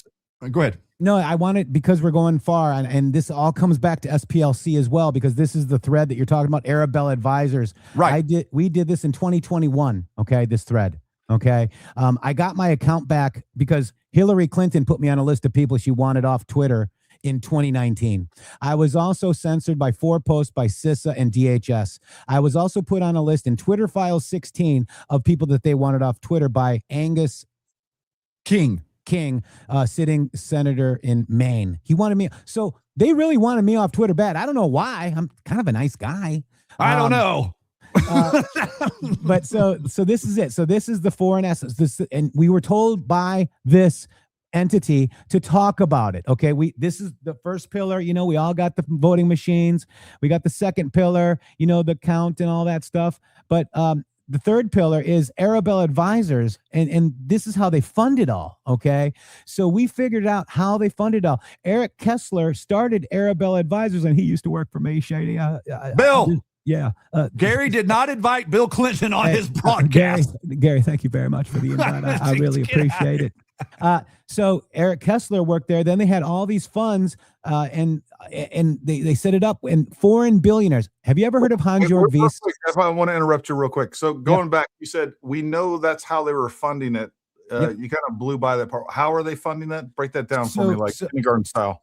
You got it. So let me get the graphic because it will also help me explain it. But this is the graphic right here. Okay, here you go. Is that come across correctly? All right. Yeah, she's going to expand it. Yep, you're good. All right. So this is the umbrella. This is a for-profit organization. They now just changed their name, by the way. Arabella Advisors manages a network of 5 nonprofit advocacy organizations. It turned into 7. Okay, but we'll just focus on the 1630 Fund, the New Venture Fund, the Windward Fund, the North Fund, and the Hopewell Fund. Remember this lady here with the red hair that will circle back? She worked for Arabella Advisors Group, 1630 Fund. Okay, so did these people, Paige Herwig, and this is what's his name, Shady, Chief of Staff Ron Klain. So have you ever heard of this guy, Hans-Jörg Wyss? You ever heard of him? No, I haven't. You ever heard of Pierre Omidyar? Yes, I've heard of Pierre Omidyar, and because you've used eBay, and of course we know George Soros. So Hans-Jörg Wyss, okay, liberal billionaires such as Hans-Jörg Wyss, Pierre Omidyar, George Soros, and Bill and Melinda Gates of hell gave unlimited amounts to Arabella Advisors, which pursues a number of political causes through a network of nonprofits. So the 1630 spent $410 million in 2020 to help Democrats defeat President Trump. So some of these are 501c3s, which if I have a 501c3, I have to list every donation out. Okay. If you gave me $2, you would say, Gary, $2. I have to tell. But if I have a 501c4, I don't have to tell you who donated. So or how much. So that's how they do it. These foreign billionaires, and now you got the Act Blue schemes, right? These foreign billionaires donated millions of dollars. The New Venture Fund, okay, was originally founded as the the Hub Project by Hans-Jörg Wyss, okay? And it helped causes and then was the 1630 Fund's largest donor. So Hans-Jörg Wyss was the largest donor for 1630 Fund. The Windward Fund also founded focus on environmental issues. The North Fund, this is the big one. This is the Mark Elias. This is created in 2019 with a single $9.3 million grant from the 1630 Fund. This shadowy, even by the standards of DC, focuses on statewide ballot initiatives. The 51 for 51 campaign to make DC a state and operates Mark Elias's Democracy Docket Action Fund, which raises money for voting litigation. The Hopewell Fund, you're going to remember this name right here. The 501c3 is a Hopewell Fund. This charity receives funding from George Soros and other Arabella nonprofits and operates Mark Elias's Democracy Docket Legal Fund as well. They gave more than $8 million to Acronym, which is owned by Courier Newsroom. Okay, boom. So there you have it. So let's relate that to today. Let's go back here and go back here. This is their own 990. Let me go here. So this is the SPLC got $275,000 from Arabella Advisors' new venture fund from their 2023 990. Arabella's dark money funnels billions to smear America First patriots, okay? They all have foundations and institutes for a reason, stupid. So this is Trump's DOJ just hit the SPLC with 11 fraud counts and money laundering too, by the way. So do you think that there might be some money laundering in here? So if you go to their SPLC center, go to their 990 for 2023 and just put SPLC, 16 entrances of grants, guys. It's crazy. So this is how they fund it. And then we had Joe Flynn with America's Future, which is General Flynn's thing. His is called America's Future, which was first run by one of the co-founders of the CIA named Singlaub. So Flynn is operating a CIA front company, essentially, okay, which is called americasfuture.net. Then you go to Little Flowers Advisory Board. That's where you're going to find Sun Tzu, Ben Moore, Sam Moore, okay? You're going to find Liz Crokin. You're going to find Lara Logan. They're all part of the same network. And they spent a lot of time keeping separate from InfoWars. Now they've all converged into InfoWars, okay? Roger Stone was Alex Jones's handler back in 2018. Alex Jones says General Flynn was the one who was giving him all the information. Mm-hmm. And so this is kind of the way that we've put this together. And whenever you talk about, we're talking about like 90 to 100% of the funding, you know, like all of these interdictions that the judges have done through these litigations to Donald Trump. You know, Donald Trump's trying to throw illegals out, and all of a sudden the judge comes up and says, oh, no, you can't. This is funded, so this has to be funded. And so this is what Mark Elias is doing within the system. This guy's filed more lawsuits in his life than any other human being in history. Like I'm talking like 10x amount of lawsuits this dude has filed compared to anyone. This is Hillary Clinton, Bill Clinton's right-hand man. The Democrat machine still operates, and people aren't really recognizing how they're able to do this. You got this Boasberg guy, a number of other judges that are on the take. So effectively, what you're seeing is we're realizing that our country has been organized in the form of blackmail for our entire adult lives. And you're seeing a guy that's in the office as president that can't be blackmailed. And because he can't be blackmailed by any person in this network, then they have to work double time to make stuff up, or to make you afraid, or to make you scared, or to throw this fake outrage, or say this and say that, or misconstrue. Like, we're not allowed to just conflate reality to how we want it to be to attack the president. Yeah. So what I'm trying to show you is that Shady and I traveled with the Great Reawaken Tour, and we are whistleblowers. This is the actual network that they have. Okay. I'll share this with you, Gary, if you want to take a look at it better. It's hard to see. We're not on this list, thank God. Okay. But that is a list of all the influencers that you know right now that are the bot networks online that are set up to attack and counter message Donald Trump. It's insanely huge. And this right here, that's not a very flattering picture of Donald J. Trump. I'm just going to tell you that right now. Okay. And Jeff took this picture from inside their bunker of Clay Clark. Yes, Clay Clark knows. Somebody asked me. Yes. In fact, we went public on 8/8/2018. This is 5 days later. Clay Clark says, General Flynn, meet Jeff from the MG show. Okay. They probably wanted to buy us off. I did not respond to it, except for recently when Donald Trump said that they called them black pillars with that meme of all these black pillars. Okay. And I said to Clay, I go, hey, what do you think of that? He's like, I still support them. These people are in too deep. They can't admit they're wrong, or maybe they knew what they were doing. And I know, Gary, that you had mentioned that, you know, you wanted to, you're going to open some stuff up to questions. And one thing that I wanted to get out before maybe we do that is a connection that is going to be important for people to understand of the of kind of the way. So General Flynn was suing CNN for $75 million over a defamation lawsuit, acting like that CNN had smeared him because CNN said that he was a QAnon because he did the video beside the fire where he sat there with his family and he said, where we go, one we go all. And he said the basic, he said the pledge that you would say on camera. So that happened. It did happen. And so he did sue them because they had, written these articles, and his family, it wasn't him personally. It was his brothers and his brothers' wives and their, I think his sister or whatever. They were part of this lawsuit.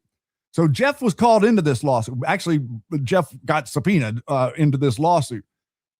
Ended up, what we found out because of that is that what Flynn's family was testifying to within this lawsuit of a defamation suit against against CNN was that it was a terrorist, essentially. It was essentially saying that it was the Q people who stormed the Capitol.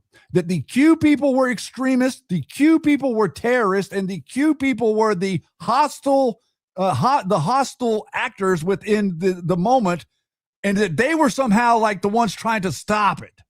That was it. That was literally what they were saying within. We wouldn't have known that if they hadn't have come at Jeff and forced him into this litigation where he had to go testify, and it cost us like $15,000 for him to get somebody to represent himself. So this, but the reality of the situation is all the people think that Flynn is like pro Q or pro Trump and all these different things. He is not. He is against you in a way that you cannot see, and it's very dangerous.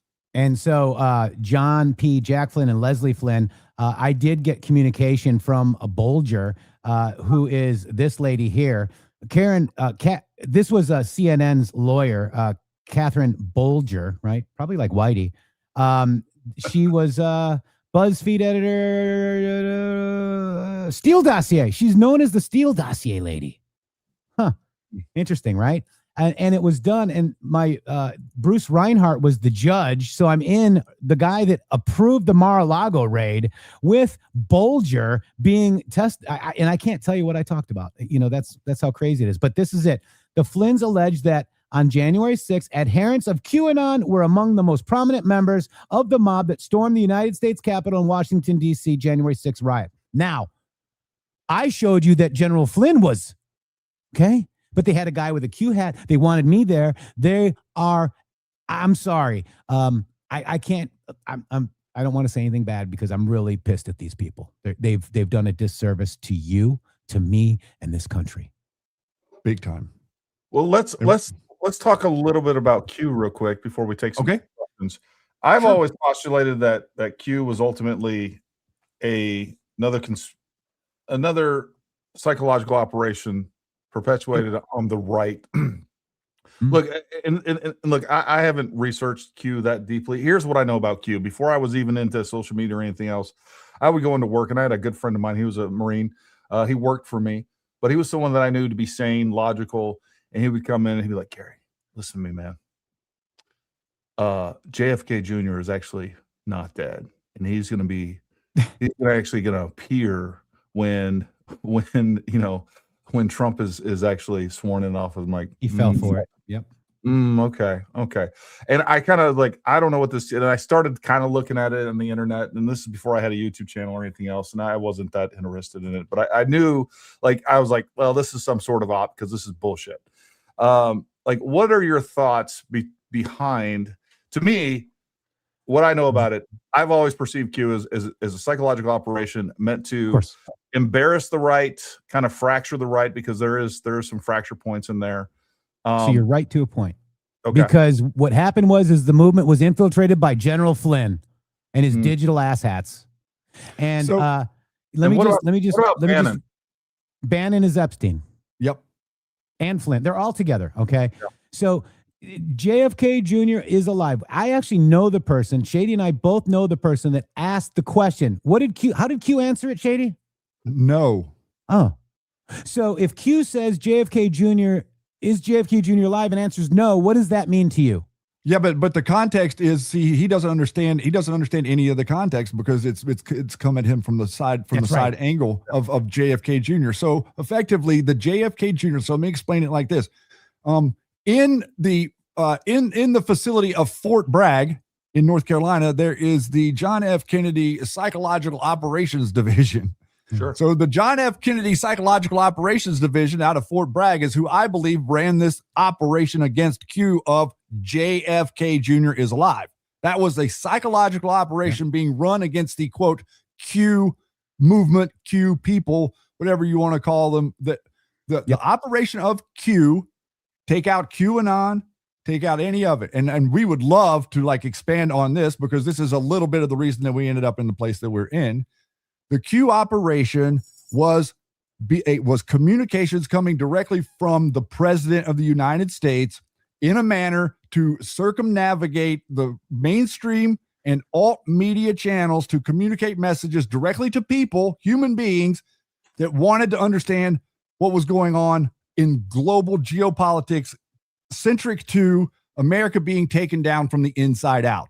That is what Q was exposing. And whenever we start to dig into the reality of what Q was talking about, Q was showing us, asking us questions in a Socratic method that caused us to go answer those questions with diligent research. And then whenever we would present the information that we found, Q would then come back around and highlight in particular information of things that people had brought to the conversation that were relevant to be published through this channel. We were getting about 300 million people reading Q worldwide at towards the end of it. And it was proven to us, this is the key point. It was proven to us with mathematical impossibility that it was being directed by the administration. And the way that we understood that were timestamps coordinated with Q posts and Twitter posts from Donald Trump. About 40 times you had a correlation where there was a Donald Trump post 3 seconds to 1 minute after there was a Q drop that correlated. These correlations were the things that we were paying attention to and that we were reporting on. It's part of the reason why we have a dedicated audience, and a huge amount of them are out here tonight with us, that have been following along, because what I've been operating under is a quote, future proves past reality. So the memos that you're seeing today that we're talking about the John Brennan stuff, we were shown that those memos existed years ago. The 702s, we were shown that those were missing. Lots and lots of info like that are data points that are going to come to the conversation in the future, that we have archived the information to sort of substantiate it and to place ourselves in the middle of a conversation that everyone's trying to confuse everybody instead of try to. And that's what I see a lot of people in here. You guys have been confused. You know, we had to deal with this too. We had to figure out what was right and what was wrong and what was true and what was not. And we stood fast and stood hard against it. But if you guys want to look at mgshow.link, I'll post it if I can. I'll post it in there /pesky PESKY. That'll take you to all the pesky Q proofs, because what happened this is all happening now because it couldn't happen in the first administration, because Bannon got fired. Mm-hmm. Flynn got fired in 23 days. He was surrounded by bad people. Okay. You heard him. I've only been to Washington, D.C. 17 times. What's the 17th letter of the alphabet? Q. So I've only been to Washington 17 times, and I didn't know who was who. Now he knows who is who, and I have the best administration ever. And those people that got fired, like Flynn, now you got, they're all against him now. They've all turned, and now here's pesky. Okay, this is the pesky Q proof. The all foundations for a reason. This is the one right here. Solomon broke all these pesky Q proofs down today. Okay, this is the President Trump read this today, the 2 Chronicles 7:14. He read that in the White House. It's a Q post. Together we win. I want you to slow down on that. I want you to let him see that. So this is a real okay. Effectively, this picture that he's showing is a drop that Q posted. This drop with this specific message. Whatever Corinthian, I can't remember what this 2 Chronicles. 2 Chronicles. And so then just over the weekend, the message that Donald Trump was reading was this exact same message. Okay. But JFK Jr. is alive, right? This is another, and thank you. That was hat tip to somebody. And this is like, let me read this one more time. Let me read this for you and you tell me what you think. Okay. Everything seen yesterday, today, and tomorrow equals calculated political moves, events, designed and launched by the Democrat Party in coordination with other domestic and foreign entities in an attempt to regain power over you. Can we agree that that is happening with SPLC and the foreign interference in the election that was just declassed? Agreed. Prevent accountability to regain power over you. Shadow presidency, Hussein. Shadow government, information warfare, where they insurgency, your voice and your vote matters. Patriots stand united. Welcome to the revolution. Also, this post talks about Iran. There's 80 some odd posts with Iran. This is with the memo just recently. This is the all-in-one, the NIC memo, the National Intelligence Committee memo. China, Iran, North Korea all had capability to access election systems. That's now proven, you election deniers. Q said digital battlefield, information warfare against the Republic, foreign adversaries plus domestic actors exploiting system. Who's the domestic actor? You just found out that it's the SPLC. Okay, this is Federal Reserve structure changing, not ending, structure.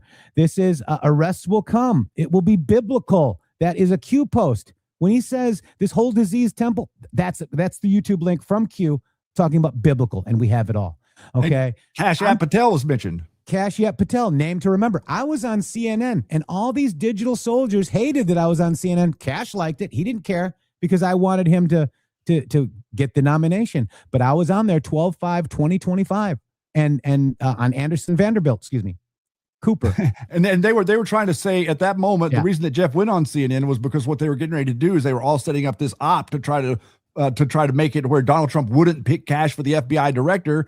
And they were trying to assert that Kash Patel was Q. And so Jeff went on CNN and say, no, Kash Patel was absolutely not Q. Kash Patel was working with the investigation of Devin Nunes. He was Devin Nunes's investigative reporter. That's how he ended up being the FBI director. And a huge amount of the things that Kash revealed through the Devin Nunes memo throughout the time that Q was posting was being published to us through Q, and we were going to find the source documents. Yeah. Kash Patel says disease temple. I mean, great. Go ahead. You guys feel like that Q is legit and that Q is ultimately either the president or somebody close to the president. Is that what we're saying? Mm-hmm. Yes, sir. Okay. Okay. In the drops that are the Q drops, there's almost 5,000 of them. There's a number of them that say Q plus. And those drops that say Q plus were direct communications from the president of the United States on that day in that moment. And you saw my picture with President Trump. I was there many times at Mar-a-Lago. I even stayed at the tippy top. Oh, it was beautiful up there. Smoked a cigar. It was awesome. He said, I love what you do to me. I love what you do. My president, this is before you became president, said, I love what you do to me. I mean, how real does that get? Interesting. Yeah, I'm going to have to do some research on that. I've been very, very extremely skeptical. Well, and I want you to be. Yeah. And I'd like to offer myself to you for any, see, this is the thing that's different from us. We don't take offense to people asking questions. We realize that this is complicated to understand, and you should have questions, and you should be skeptical, because we were skeptical before we started, and you can see that we're not easily tricked. Yeah. So let me ask you a question. So, do you like Media Matters? Do I like Media Matters? No. Yeah, Media Matters. You know, Media Matters is what? David Brock, right? Yeah. David Brock. So, if Media Matters wrote 40 articles about me, Shady, and our show, does that mean that we're bad too, or do you think maybe we're good? It'd be on the 32nd one. I'd start believing them. That's a great answer. I love it. So all these people that like InfoWars, I talked to QAnon. He attacked us directly. Right. His son is now, Rex Jones is now currently attacking us directly because his dad is too chicken shit to do it.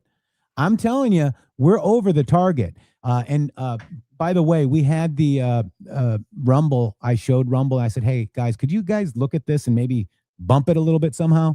And they said, oh, my God, I was just talking about this. You guys have been saying this for years. That show got about 100,000 views because we were right.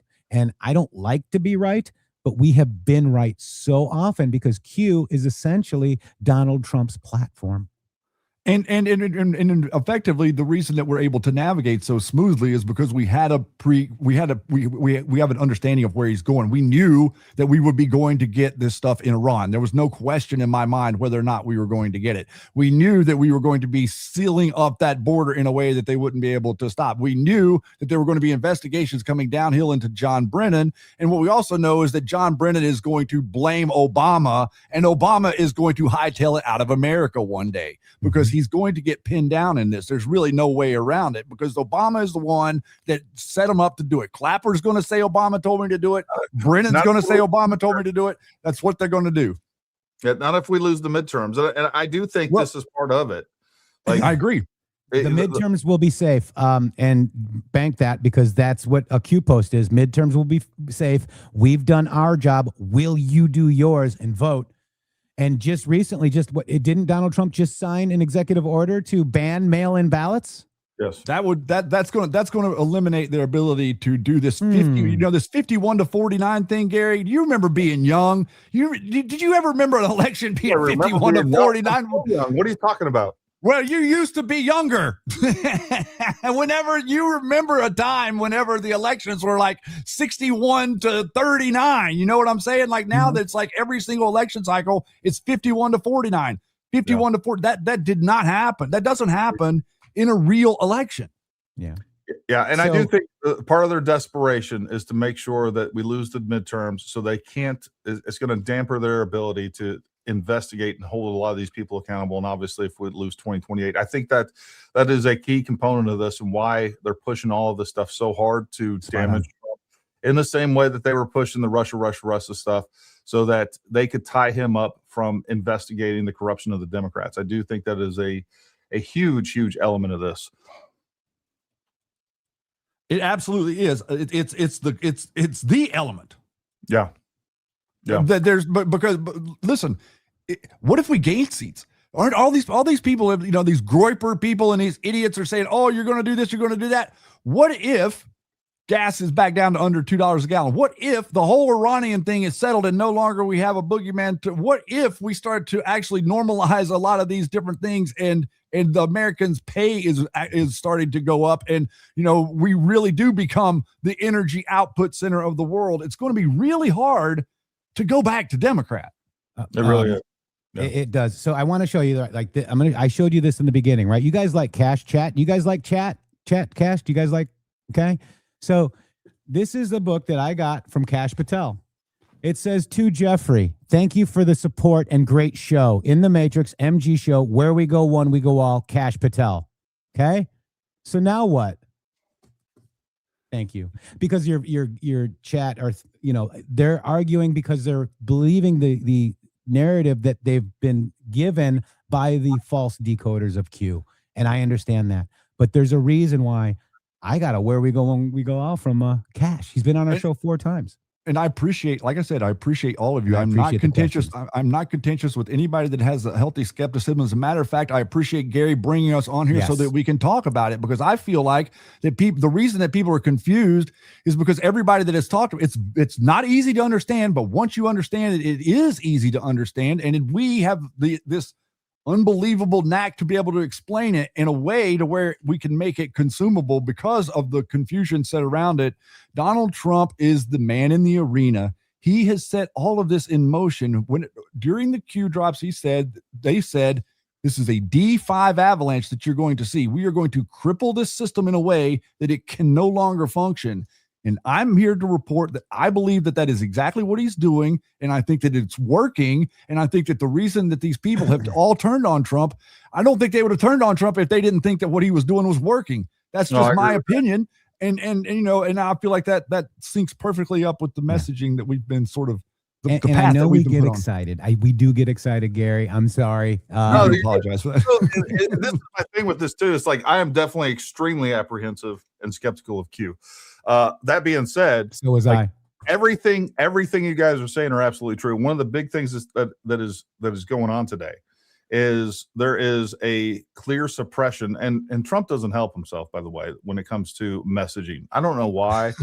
You'd think he'd be able to, like, he's good at messaging one-on-one and when he's in front of a mic. I was thinking about this today. You know, one of the things that the reason that these tropes and these talking points work is because they're simple. It's like Israel controls everything, and then that gets repeated and repeated and repeated.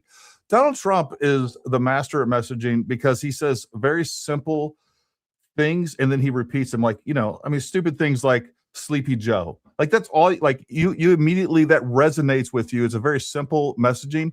And the reason that counter messaging is much more difficult is because, like, you got to break out charts and graphs and you got to explain. And like they say, if you're explaining, you're losing. But with that being said, like, the White House does a really shitty job of messaging, and all of the things that Trump has been successful at. And part of this is, you know, one of the things I've tried to do is like highlight the things that Trump has accomplished in the first, you know, 17 months or whatever of his administration.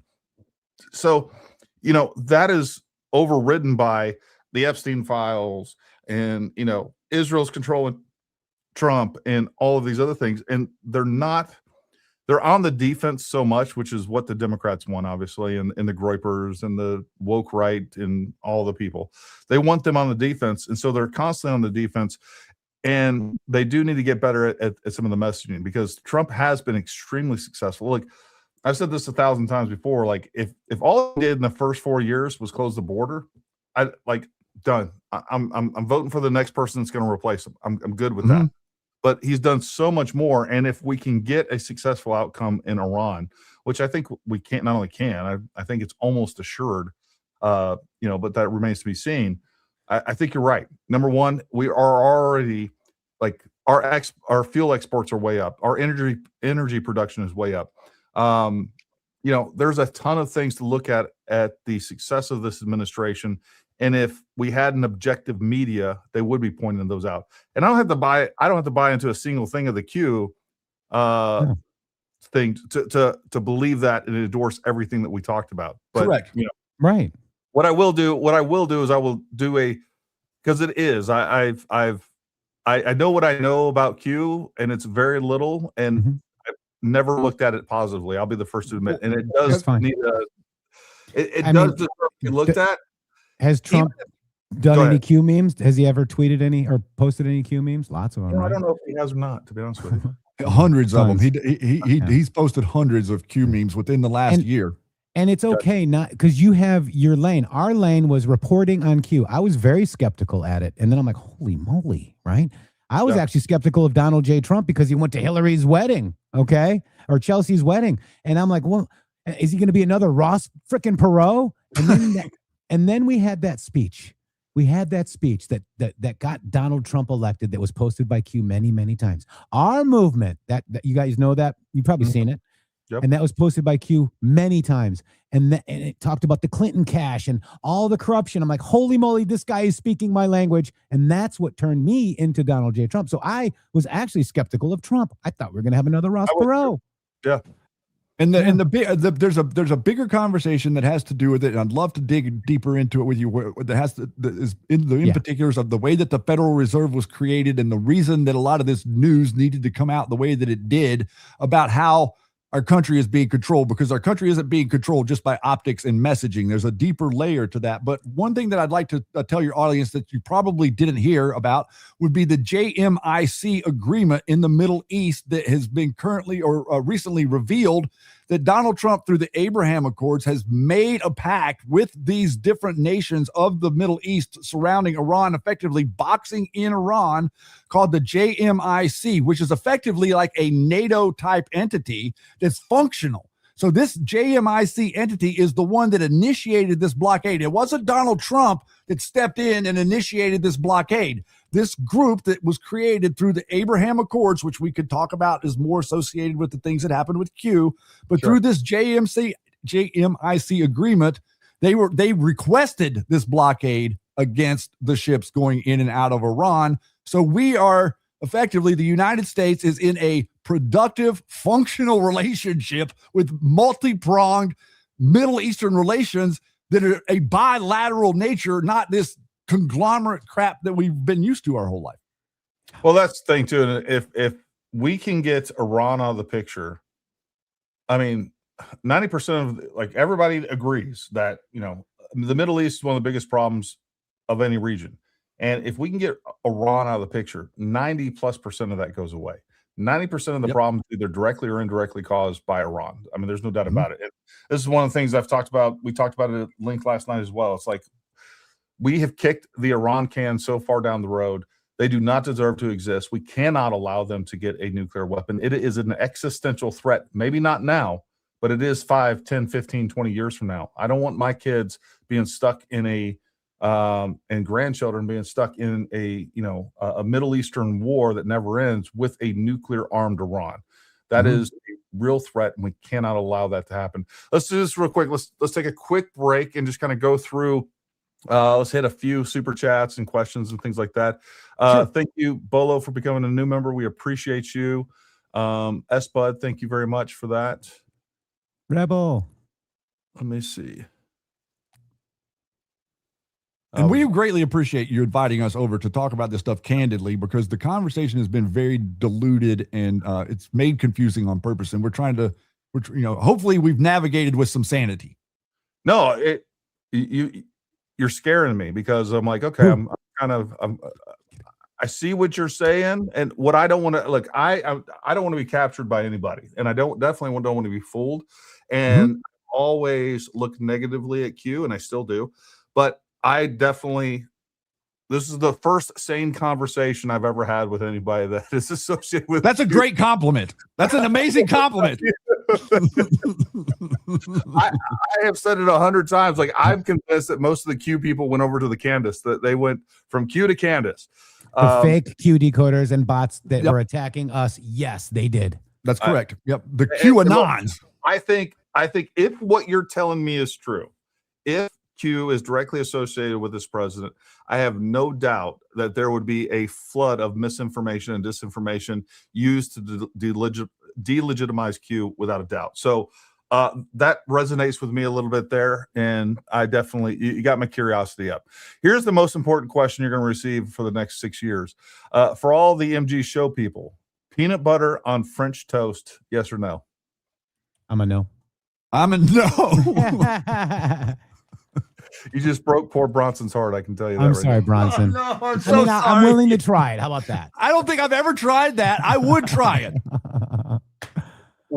One of these days, we're going to do a review right here on the show. I'm going to have French toast with peanut butter on top of it.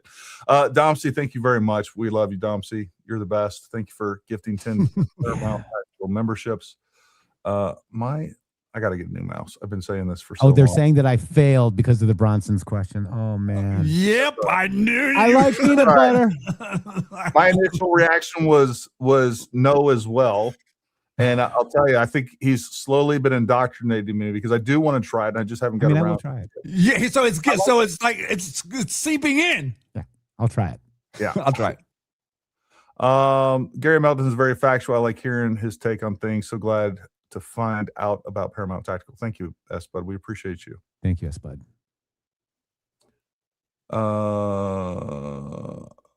This isn't a super chat, but it's worth saying. I'm not pro-Israel, and I disagree with a lot of things Gary says. That's all right, Jim. We'll bring you around.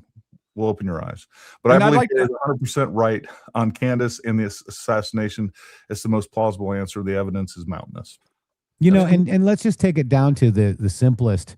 Like Flynn is mad at Trump because he got fired. Okay. Yeah. Bannon is mad at Trump because he got fired. If you go back and read how Bannon flipped over, I mean, he was belligerent and called him, sloppy Steve, get out of here. I mean, that's what Trump called him. All these, and Candace got fired, didn't get rehired at TPUSA. Do you think she's a little butthurt So Yeah. all of these people attacking your president, Q, and us and everybody else, all got fired, basically, right? That's just boil it down to simplicity. And I'd like to just throw in a little bit of a tidbit, maybe for the conversation that we have next time. The CIA in America is not the American people. Mossad in Israel is not the Israeli people. The intelligence networks in Britain aren't the British people. So there's a layer of differentiation here. And what if we were to tell you that it was the Vatican and the Jesuits that have literally occupied, or that the Jesuits have literally bought the Vatican in the that the Pesor family literally bought the Vatican in the 1800s, and they've been wielding a Zionist agenda against you. And the Balfour Declaration and all the stuff that happened to create Israel actually stems from a different source. It isn't Israel. It's a bunch of secret societies that are operating consistently through the centuries against you. That's right. Interesting. That's what the real target is.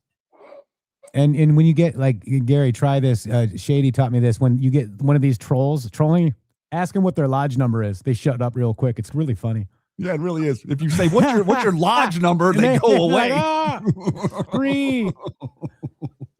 Eric Jeff, interesting.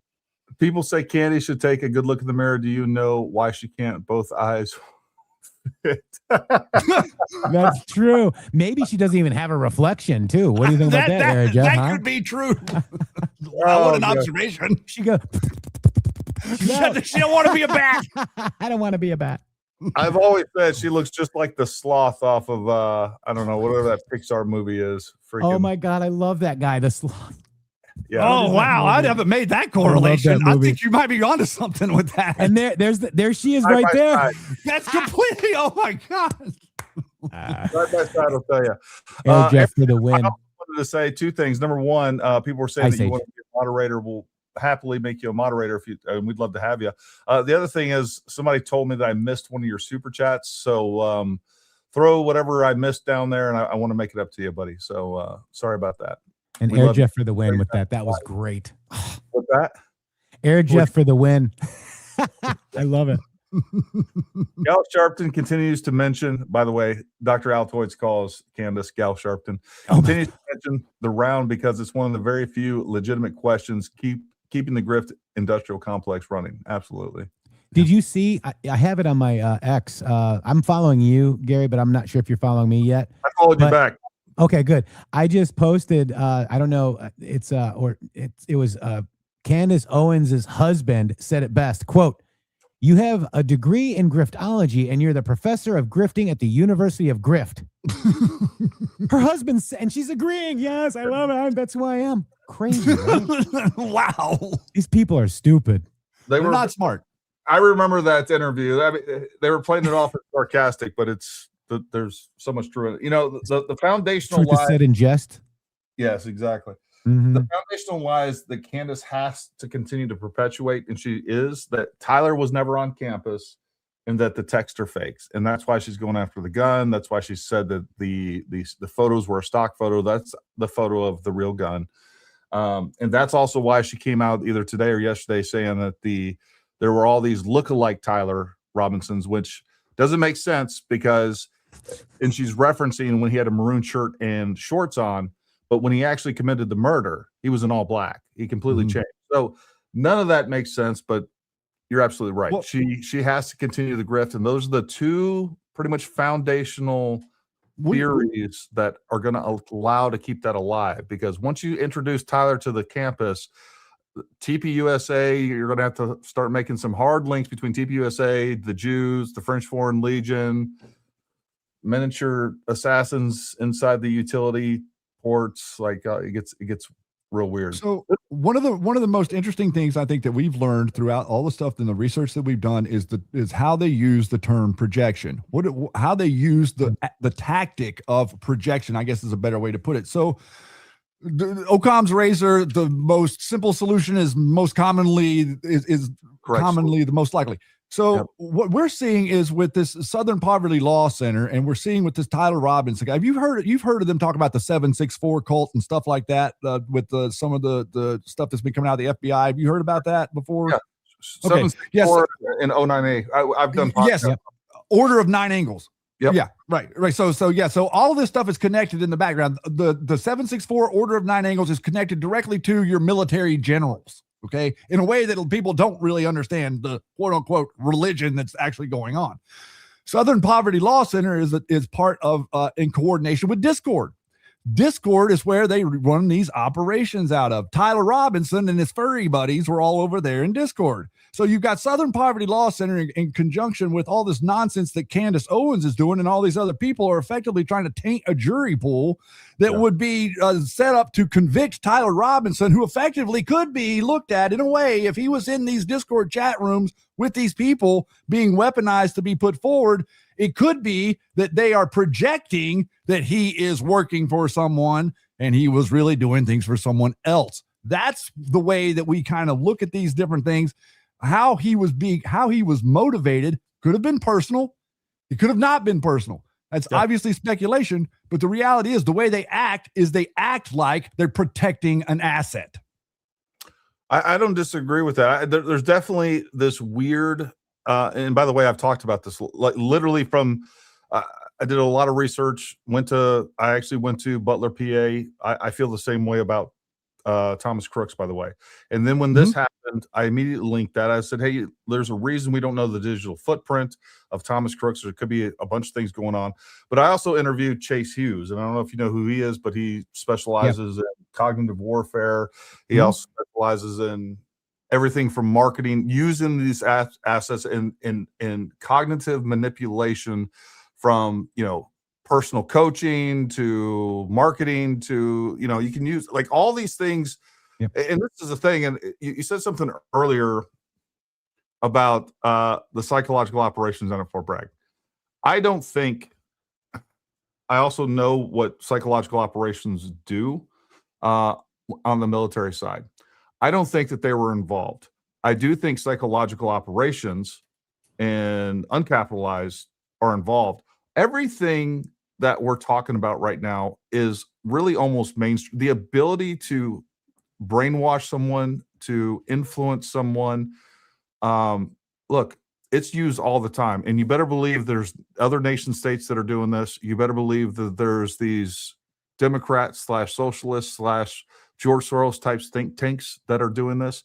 So I think a lot of this stuff can be easily and probably more effectively farmed out than using something like psychological operations at Fort Bragg, for instance. And if you knew the structure and kind of what they do, you would know why I'm saying that. Those much more sophisticated psychological operations are taking place outside of the U.S. military, for sure. And I understand. I do understand that. And the reason that we kind of like connected directly to there is because of the number of the people that were, quote, colleagues of ours during this whole last 8-year adventure were literally there. Like we know they were there. You touched on something awesome here. I don't doubt that there are people that are in charge of those programs that get out of the military and they go do psychological operations on a corporate / NGO / CIA / 100%. Whatever. We're in complete agreement there. And here's the thing, like if let's say I'm a nation state like Iran, for instance, and I'm talking to someone else that understands psychological operations, right? And I'm like, hey, I want to influence people to do X, Y, and Z. They're like, hey, no problem. Here's how you do it. And then all you need to do is these are the messaging objectives. And now all I need you to do is set up a freaking bot farm with 50,000 phones. And each one of these phones is connected to an X account or YouTube or whatever else. And this is the messaging that you need to go with. Like, and that was one of the things I asked, Chase Hughes about was, hey, how likely do you think it is that somebody can be targeted, finding the right psychological personality online, and then influenced and ultimately radicalized and weaponized and then directed to a target? He's like, Gary, it'd be so easy. And especially today where you have these people that are spending, 12 to 24 hours online a day, every single day. and you do this incrementally, and it's not sophisticated. He's like, you wouldn't even need an associate's degree to do this. And this is well known. Like, it wasn't like MK Ultra stopped happening in the 60s and 70s. And it's not like we were the only people that had the objective of how do we get people to do things they normally wouldn't do, whether that's the individual level or that is a societal level, right? So anyways, I agree with you. I think that that needs to be looked into. I don't know if that's what happened with Tyler Robinson. I'm more suspicious that it happened with Thomas Crooks. Agreed. And I think there's more information that's coming out that indicates that. And I think there's a whole litany of things, and I do believe that we're going to get a little bit of transparency on both sides. But the reality, they're trying their dead level best to mess this jury up for Tyler Robinson and somehow make all of us the problem. Liz Crokin admitted it. Well, they've all admitted it. They've all said it. Like Candace Owens said it directly and indirectly. You got Baron Coleman basically said, like, they are trying to get this guy off. Now, part of the reason is because, let's say they're not protecting him because let's say they're not connected to intelligence. Let's say that, but they are connected to this op that is, they're trying to ultimately destroy Donald Trump, MAGA, and everything else. So they have to get him off. And if they get him off, then A, hey, we were right the whole time. B, MAGA is corrupt. Donald Trump is corrupt. So they have to do that to further their objective. I mean, yes. Exactly right. You're so over the target. And the whole thing with InfoWars, just think about the term InfoWars. The whole thing was built out of a psychological operation dynamic, funded from Genesis Radio from the very beginning. Alex Jones was a stooge of the deep state. You saw the whole video way back in the day whenever he, quote, snuck into Bohemian Grove. You remember that? Yeah. Okay. So I live out here in Oregon, and I've ventured down to near that area where Bohemian Grove is. And I've talked to a number of people that live near there, and they will tell you very, very clearly that you do not, quote, sneak into Bohemian Grove. You can't sneak into that place. It's insanely fortified. So all of these different things that have happened over the years to give credibility, one of the biggest targets of Q was InfoWars, Alex Jones, and their whole networks that were painted as operators against the system and against Donald Trump. And it said specifically that InfoWars, currently nay or currently yay, will eventually turn nay. Well, I'll tell you, I'm still extremely skeptical of Q, but you got my interest peaked, to say the least. That's all I can ask. Where is Ray Epps vanished? So let's look at this. This is Ray Epps. This is right here from his court case. So it looks like around 9 a.m. your nephew texts you be safe. You and Jim be safe. And then at 2:12 p.m. on January 6th, you texted him back. I was in the front with a few others. I also orchestrated it. Okay. And by the way, Ray Epps was an Oath Keeper. Okay. So you got the Proud Boys, the Oath Keepers, and Antifa. Imagine that. And now it's been now the evidence has come out. Like, the Kash Patel specifically said, "Unite the Right." If you remember, Unite the Right were the ones that organized the Charlottesville thing, and this was before any of the Q drops or any of that stuff came out. There was video put out that day that I saw clearly of the neo-Nazis getting off the same bus as the Antifa guys. I'm sorry to say this, but these people that are putting themselves up there as Proud Boys or Oath Keepers, they've got skeletons in their closet also, like Antifa. Stay tuned. No, I don't disagree with you there. I print high and right and slap that go button.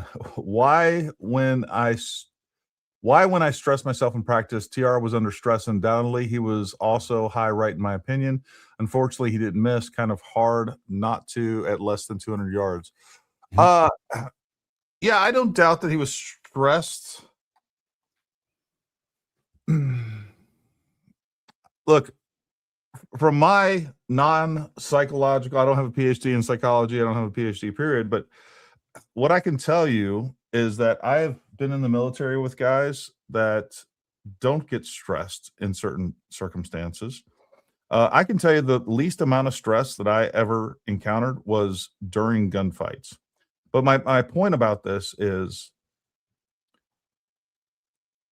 I wouldn't project what you think or how you react to certain situations onto Tyler Robinson, because Tyler Robinson is very clear to me a sociopath at a minimum and likely a psychopath. Just watching him in court and seeing and reading his text messages, especially the new ones that just came out and the latest drop, not the Q drop. It was the latest drop on the search warrants. Those texts are completely, he literally says, I'm more worried about what my old man is going to do if I lost that rifle. You just killed a guy. And by the way, just like how casual the texts are, and then you watch him in court, you put all that stuff together. Like, Tyler is not built like you people. He's not built like me. And I think it's very possible that he wasn't that stressed up there. I don't know what his shooting fundamentals are like. I don't know. And for people that don't know what he's talking about up here, folks, this is what he's talking about. He's saying I print high and right when I slap the go button. So what he's saying is his rounds impact high and right when he pulls the trigger. I don't know what his shooting fundamentals are. He could have been completely non-stressed and just has really shitty shooting fundamentals. All right. So body position, side alignment, side picture, breathing, trigger squeeze, and follow through. You got to have all those things together at the time that you pull the trigger. Those things have to converge to make sure that you are getting point of aim and point of impact. So I would be very careful about projecting what you do onto him. He could be 100% right. It's all speculation. But yeah. I'm not that convinced that he was that stressed about it, to be honest with you. I mean, he's a psychopath. He might be able to, like, I see who said that in here? Psychopaths might have a low stress level. Yeah, like they do. The gravity of what they're doing is lost on them. And it's almost like they're set into a mission, almost like you would think of a hypnotic trance. Yeah, like they there's no emotion connected to it, right? You know, and it stems from. It stems from them not being taught that life is valuable. You see, like people that do this stuff, they do this stuff because they do not value themselves at the end of the day, and they're not taught that they have any value. And that's a big part of the common thread that runs through a lot of these shooters, the transgender community and the different things, that you end up like this because you're not shown real actionable value that you have to anyone in your life. Well, you know, even going back to my conversation with Chase Hughes, and folks, if you haven't watched that interview, I highly suggest you go watch it. I think you'll learn a lot there. But one of the questions I posed to him specifically, I was like, hey, there's all these trans shooters, these trans people that have done these mass shootings. I mean, it is when you consider their representation in our population and how many there have been, it is unbelievably disproportionate. And my theory is that these people are being targeted online, and they are being, like a lot of these other school shootings, the stuff that involve trans shooters. It could be these accelerationists. You know, you're talking about 764 and 098. It could be they just want to cause chaos, or it could be dry runs. It could be test subjects. Because one of the things I asked Chase is, like, is there something in particular about someone that is trans that makes them much more easily manipulated? And he said, Gary, when the thing that grounds us in what we believe is grounded partly in our identity, right? And he said, in your identity, you don't have one, or it's fractured, or you're confused about that. You are much more easily manipulated with messaging. So, and there absolutely is somebody out there that knows anything about computers. You could create an algorithm that would allow you to focus in on people like that, just through what they're posting on Discord, what they're posting on X, and things like that. Like, these people are easily identified, and from there they can psychologically, just through their posts, they're gonna be able to psychologically analyze these people.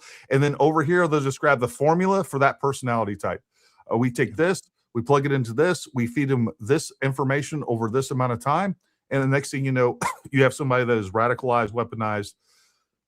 And that's how this works. It's not complicated. It's not sophisticated. And I think it's happening more often than we realize. And that's a lot easier than, by the way, than, you know, putting up a professional shooter over here, than having your patsy over here. Like, it's also, yeah. Sorry. I was just going to say it's also a lot easier than building the, in the old days, you think about like, the old CIA movies or whatever, you got to build the guy that will go out and take care of things. Well, there's a little bit different of a way that you can utilize the internet to build these people now. Yeah. And why would a state development like Israel or the French or the United States or whatever else, why would they take all that risk to do that when they can do this? Essentially, they can program this guy's like a drone, right? You program the drone and then you set it free. And then you have perfect plausible deniability. Yeah, like why would you go put yourself like a pro shooter over here, then the patsy over here, when there's 3,000 plus cameras on campus, just with the people that are there with all their cell phones, and then all the surveillance footage. Like there is zero chance that we had an additional shooter at UVA. Zero chance. Yep. Because it would have, and this is one of the things I was getting to, and I kind of got lost in the sauce. When I went to UVA, UVU.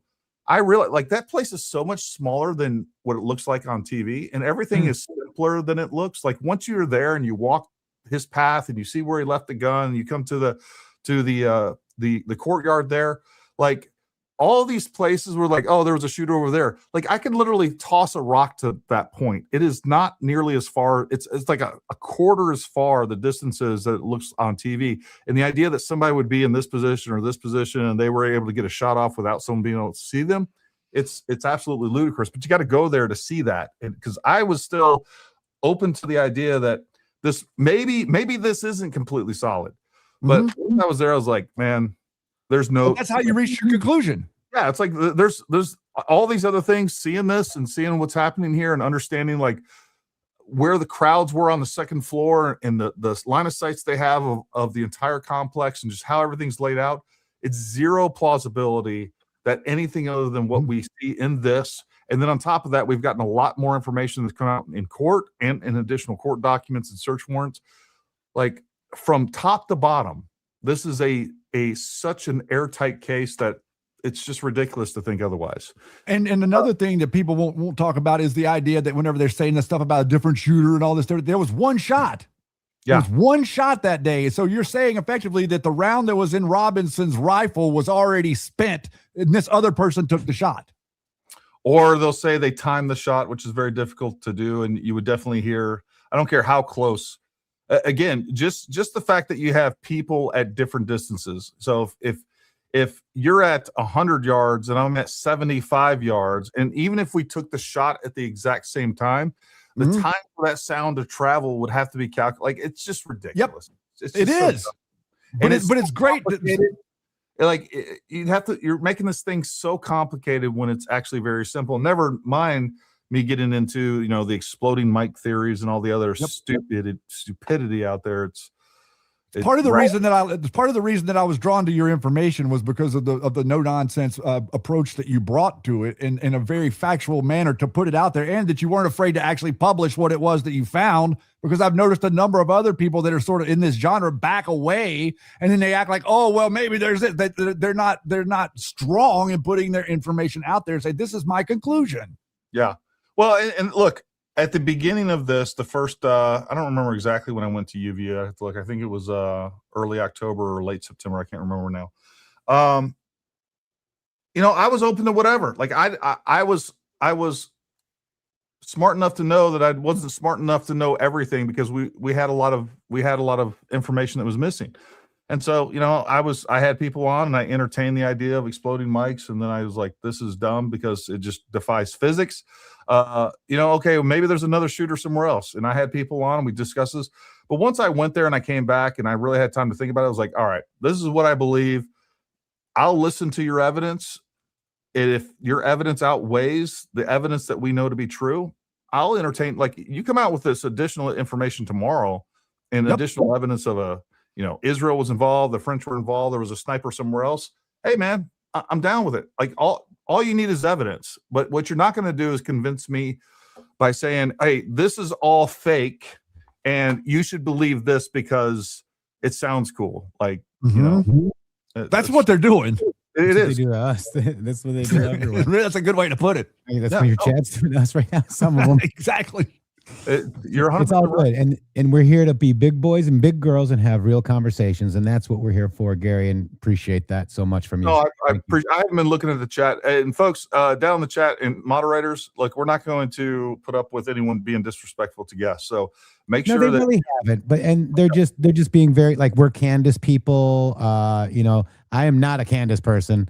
In fact, I have a, you know, I cannot stand Candace. And we're not here to dilute your conversation that you're having either. We came Exactly. here with this intention to strengthen the conversation and to hopefully to reach across the gap a little bit, to talk to some other people so that we can explain that the way you see this whole thing playing out is exactly the way that we've seen it playing out, and we are first person participants because we were targeted by this stuff. Yes, and we were here to show you that Tucker Carlson is part of the same network as Candace Owens, is part of the same network as General Flynn, is part of the same network as InfoWars. Yeah, and look, for those of you who don't know, we talked a little bit about it before the show. The reason how I came to know Shannon was actually on X, and I don't remember if he's following me or I was following. I don't remember how it happened, but I kept seeing his posts, and I was like, "Oh, that's a great post. Oh, that's a great post." I completely agree with that. And then I think I contacted him. I'm not sure how it worked out, but I was like, "Hey, I definitely want to have this guy on." I had no idea that they had a podcast at all or anything else. Like I had no clue. Had no clue that he did anything other than some just rando on X that was posting things that made seance to me and seemed sound and logic. And that's how this came about, folks. So I can tell you right now, just from everything that I've seen of Shannon's, he definitely doesn't believe anything of Candace. And here's the thing. Let's say at the end of this conversation, I'm like, you know what? I've looked into this Q thing. I think Shannon's crazy about this. I think Jeff's crazy when it comes to that. Doesn't mean we can't be friends and can't talk. It's like if I'm It doesn't mean I'm crazy because you don't think because you didn't do the research, and that's fine. You know what I'm saying? Like that's what it's about. I lived this. I was attacked by Hillary Clinton. She put me on a list, guys. Okay. Did she put you on a list? You know, and I was there the day that she put him on the list. Maybe. You know, that's all I'm trying to say is give me a chance to explain. And it's hard to do that in 2 hours, Gary. It's hard to explain exactly. And we get excited. And, you know, were you in Twitter Files 16? I was, you know, let's see. Did Media Matters write 40 articles about you and your show? No, they did mine. Media Matters. Now the people going off. I am going off. And am I allowed to or no? I'm sorry. He's just giving you a hard time. I'm just saying that, you know, so we're talking about a conspiracy theory called Q. But we also can talk about, you know, Yetis or Bigfoot, right? How come I'm not censored because of Bigfoot? If I had how come Bigfoot programs are mainstream? How come I can't talk about Q with people's misconceptions being projected onto me? And that's what I'm trying to get people to understand. That's it. Well, I will say this in your defense, looking back at all the things that were thrown at Q is kind of very similar to all the things that are thrown at the people that are opposing the Candace cult. I don't know. Maybe back then it was all common sense stuff and it deserved to be opposed. I wasn't into you guys know everything that I know about Q at this point. But what I was saying too is like, I don't care. I really don't care, folks. Like, Amen. You know, again, I can be Protestant. My Catholic friend over there who's clearly going to hell. All right. But we can still be friends. I almost lost it, dude. Oh my God, that's the truest thing he's ever said. Oh my God. I'm just joking. You're not going to hell. I mean, he's just teasing. We'll cover you even though you're wrong biblically. Grateful for the MG show. Paramount. I love you, dude. This is awesome. This is fun. This is fun. I am happy to find out about your guests. Well, good. I'm glad you guys are happy to find out about the guests. Thank you. And we would like to invite you. We would like to invite your audience if they're curious about some of the stuff we do to the MG Show on Rumble. We're at Real MG Show on YouTube. They've censored us. They're still not allowing us to be normalized on YouTube. They literally took away multiple PayPal accounts, our Teespring, Cash App, everything that you could think of. They censored us. And like Jeff said, we could have, if we were talking about JFK Jr. being alive, they would not have censored us. If we were talking about the aliens coming down, they would not have censored us. we were talking about the big feat that you can't prove, they would not have censored us. But whenever you talk about provable government corruption, you become a target. And all we ask is to just maybe come check us out. We don't always talk about Q, but we're always over the target, and we feel that we're always over the target. And I hope you will too. And that's all. All we, again, the crazy censorship. We lost our PayPal, our Patreon, our Cash App, our Venmo, we couldn't even sell you a T-shirt, Gary. We wanted to sell you a T-shirt. So because we're a gun channel, a lot of the same things that happen. We actually got banned from PayPal completely. I did want to show everybody that we were talking about this before the show, talking about censorship. Let me remove this and I'll show you guys. Folks, this was since we started covering Candace. In the last 3 months, we've had at least 60 videos pulled. Oh, wow. This, I'm getting ready to show you this real quick. And this was from one day. This was one day that we got videos pulled by YouTube. Let me sort by date here. There we go. It's unbelievable that they're still able to do this. And I just want to pause this. Oh my God. Because look, this is all on 330. 330. These are all different videos that YouTube removed from our channel. Wow. And there was another one down there below the Canva, and that was from the previous day or a couple days prior to that. So, that's 20 videos, 20 videos in one single day. And again, we've had over 60 videos pulled, which is why it's really important that you support us. And so we're there. Like, we've been banned from from PayPal. We can't use Stripe. Is that due to your connection with firearms sales, or is it just due to your content in general? Nope. So that was because of, we own a gun shop. It's not only did we get banned, they took $8,000 from us. PayPal actually, they took $8,000. We ended up having to get a lawyer. I think we got like $4,000 back, and I think $3,500 that went to the lawyer or something like that. Yeah, they did like $1,500 of Patreon or something on us whenever they took it. Yeah. So there's that. But what I will say, the reason that I believe that, because I know this is happening, but I can't say this was correlation causation. Ever since we started going after Candace back in around October or so, what I do know is that all our videos have been mass reported time and time again. And we've received confirmation of that. So, but it's also hard to say because we have a lot of firearms content, and almost everything that was pulled was firearms content. But it definitely hurts our bottom line in a bunch of different ways, and it's a real pain in the ass. Well, I imagine you're going to get a good amount of, contention about us being here today. And we have a large contingent of Flynn sycophants out there that decide to follow us around everywhere and go posting to everybody and telling everybody how horrible of a human beings that we are, while never at once interacting with our information even a little bit. So we kind of understand that. I get the same thing on X. Like, there's this perception of me that's been put out. And I'm like, first of all, what you're saying is a lie. Like, I'm there with you. I honestly don't. If I wake up tomorrow and I got 5 subscribers left, nothing's going to change what I do. And that's the truth. I couldn't care less. Well, that's what we're doing too. We're doing what we love also. Yep. I think what we do is important, and telling the truth is, like, there's nothing that matters more than the truth. Nothing. I want to point this out too. Dirt Bike out there asked the same question that we get do you think JFK Jr. is alive? No, we don't. Okay. Why is that? The only thing, see, they did a good job planting a psyop into the public persona of what Q is, right? Yeah. JFK Jr. alive. JFK Jr. Not only is he not alive, but I believe that we understood, and Q hinted to a little bit, that Donald Trump and John F. Kennedy Jr. were great friends.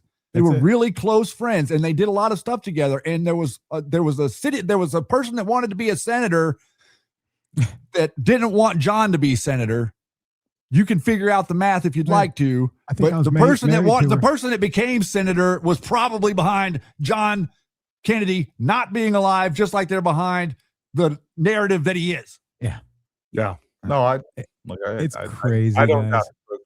But you guys have been like, if you guys like QAnon is a straw man that they put all these weird, and I bet, the SPLC is the JFK Jr. alive. I bet the SPLC is all of these stupid, narratives that you guys were exposed to, because that's what they wanted you to be exposed to make this look stupid. They're just the same way they attack Trump is the same way they attack Q. And then all I want to say is I'm MAGA. Make America great again. Me too. Are you MAGA? We're MAGA. But to be fair and to push back on you just a little bit, whether that was a narrative that was inserted into the movement to delegitimize it, which I don't doubt that's correct. The problem is I was hearing that narrative pushed by QAnon members, people that were really Flynn cult, the ones that were inserted into our movement. Correct. Yep. Yeah. So that was the to make layer us look that stupid. Yeah, that was the layer that I was trying to describe, of like legitimate people that are like trying to research something weren't the same as the Flynn cult people that defeat disinfo that came in to obfuscate and to occupy the space and to try to like Q direct. Like as soon as this op about JFK Jr. came up, within a week, Q posted specifically, this is not true. This is fake. This is not a narrative, but everybody continued on with it like it was real because they had generated stuff that made it look real. Yeah. And that's like, you're going to get the coders. You're going to look anytime that there's this, for instance, I don't even know what narrative Candace Owens is pushing out right now, but all of her subculture people are they're going with like there's a bunch of them, right? I had a guy on that we debated not too long ago. He says that Charlie Kirk's still alive, that he faked his death, and then you have the exploding mic people, and then you have a second shooter people, and so there's always this subculture, and everybody that's into this body of work that there's a conspiracy here that's greater than what is presented to us. So I can imagine the same thing was going on with the QAnon thing. So there was like the official stuff, and then I'm sure there's all this. But the fact is like there's people that get drawn into this, and some of these people want this to be so true that they will believe the dumbest parts of it. Yep. Because what I was saying again, like the guy that told me this, he was all into this. And I can tell you he wasn't trying to subvert it in any way. He just heard this and believed it. And there's always going to be that element of people. And of course, the craziest, the most sensational things are what's going to get the most traction. And like I say all the time, a lie goes around the world before the truth ever has a chance to put his shoes on. So Gary, let me. So with the Candace stuff, right? You got people reading Twitter, and you're reading these, Candace. Oh my God, it was the microphone. Oh, it was lasers. Oh, it was this, and you're in this deep dream, right, of Twitter, and your mind is seeing all of these different things. You're seeing, a cute video, a scary video, and it's all to control your mind. What I suggest to people is like put it down and go in the mirror and look at yourself and say, for example, Candace Owens is right, and just see if it sounds good. Or, the microphone, Charlie's microphone killed Charlie. Just look in the mirror and see if you believe you. But when you're in here, in these little devices, it's just your mind goes into places and you're more susceptible to believe bullshit, really. Believe it or not, that works better than you think.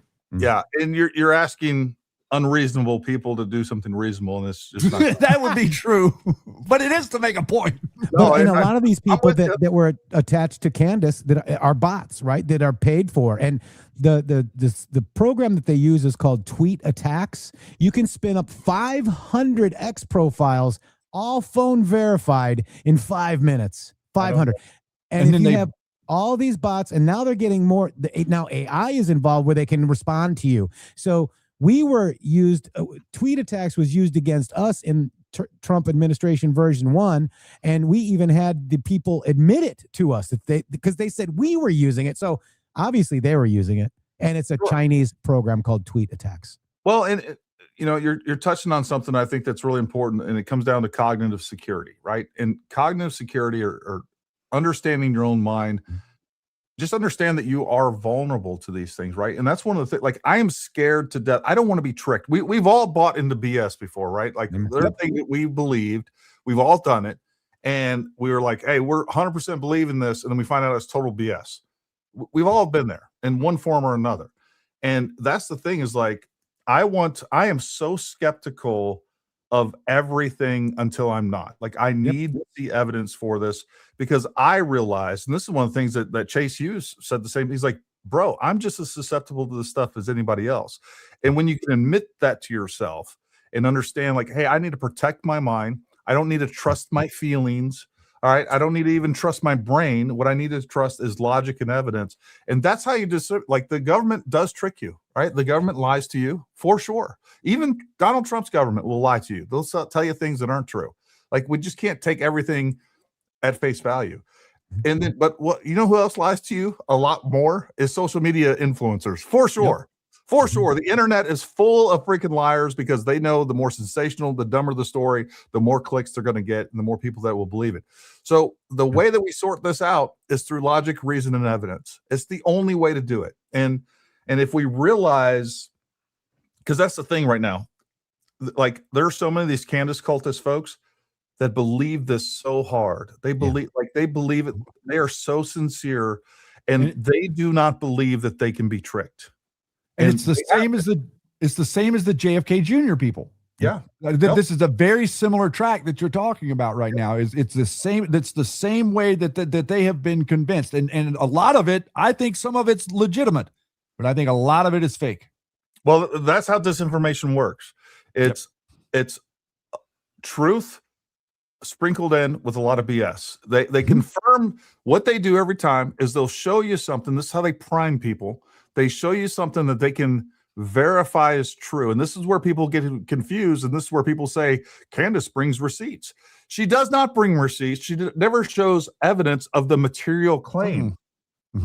That's where you're lost in the sauce, folks.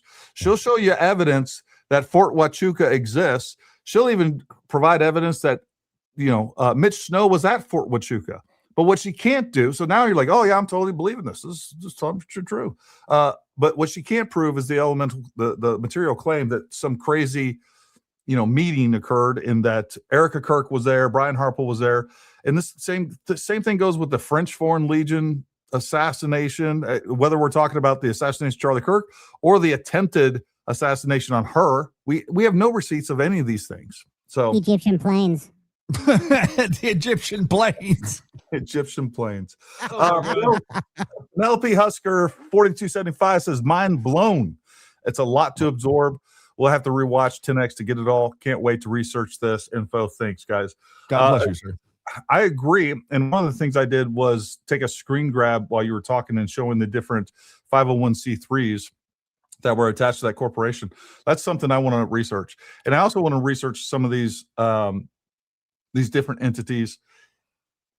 I think some of this brainwashing. I think this is something that is done outside of government at all. I think it makes more sense. These are probably people that have worked for government, that have worked on programs, that have worked on psychological manipulation programs. These are people that probably work on marketing. Like, there's so much. It's paid for by the foreign billionaires, man. Yeah. And 100%. domestic. And never mind these very in-depth programs, these huge bot farms of people and phones in other countries. This is fifth generational warfare. The United States is so far behind on it.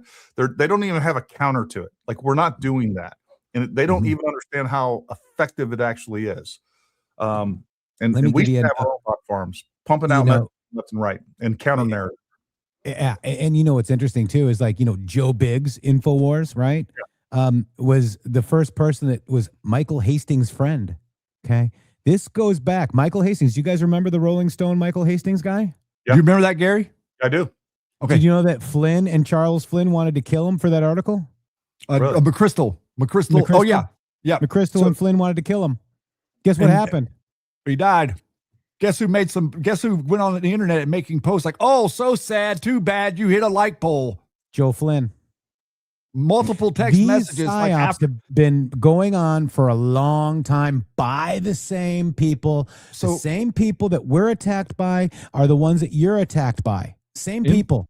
InfoWars sends in Biggs. Biggs becomes friends with Hastings. Biggs knows all of the ins and outs, communicating back and forth with him. They have complete associations. The next thing you know, his car goes haywire, and you had the Flynn group the next day bragging about it through text or through Twitter messages. Yeah, same people. Same people. And I got a thread on that too. I mean, if you ever like Shady, you know how to look up threads, and sometimes you have them saved. But Gary, if you have any specific questions, feel free to ask us. We'll get you whatever you need. Anything. Absolutely. No, I appreciate I've it. done so so gracious much to have us research. Let me see. How many tweets do I have, Shady Groove? Do you know? 150,000. I have 134.4 thousand posts. God, I think I'm put All research. My rookie numbers. All sauce, no speculation. I mean, if it is speculation, I clearly mark it as such. If Sure. it's a theory, I put a question mark or say this is a theory, right? But if it's sauce, it's sauced. I only have 13,000 posts. I gotta get I get cranking, bud. I get those numbers up. I get those numbers up. This has been a real treat, guys. And chat, you guys have been awesome. Go ahead, Gary. I'm sorry, I didn't mean, I just wanted to thank the chat. Bonanza 4701 says it's okay to be skeptical. You should be. Yep. Bottom line is we all seek the truth. That is exactly right. Exactly right. And Gary, you were making the point earlier.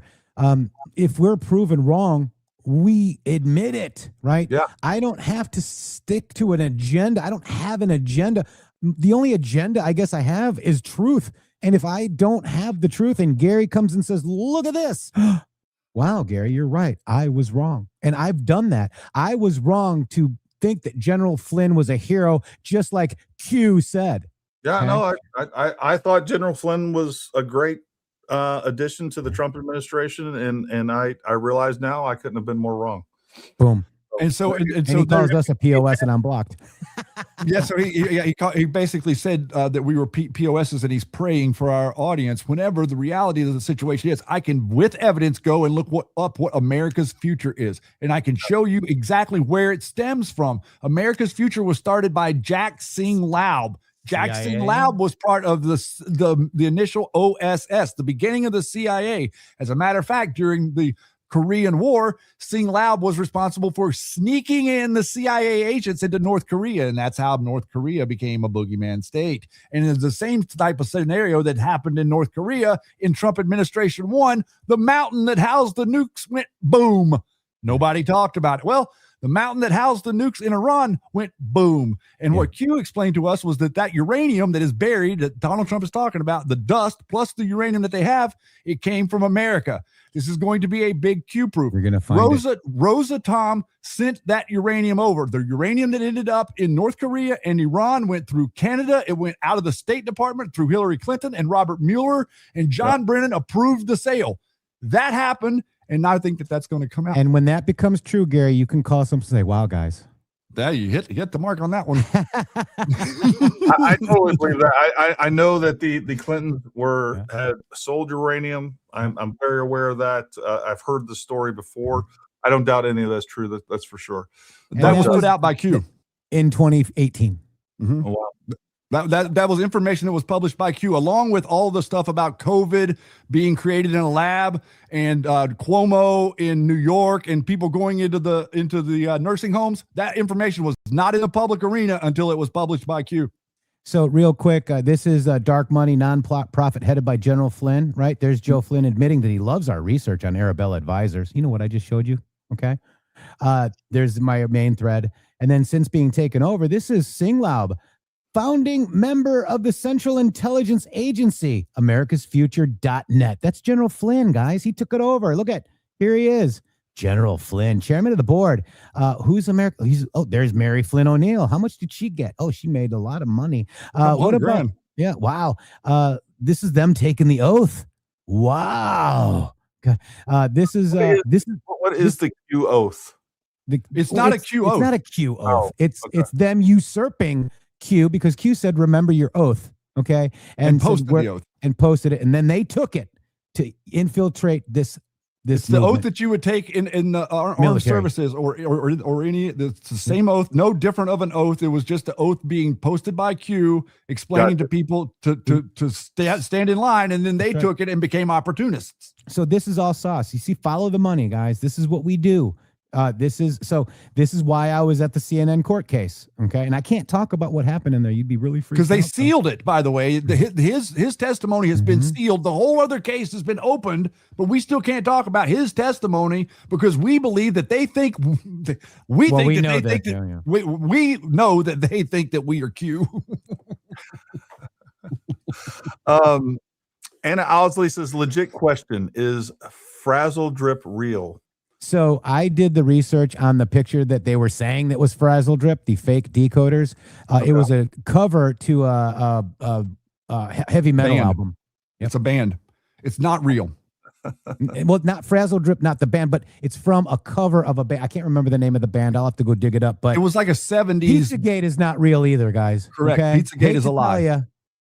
That's all a lie. The whole thing with code words and Pizzagate and John Podesta, what we can prove, what we think is that Podesta and General Flynn created Pizzagate as a distraction from the WikiLeaks cables that were revealing the cohorts and the cooperation between the military and foreign state governments as they worked with foreign state governments to take out the wrong targets in Iraq and Afghanistan for the bad people.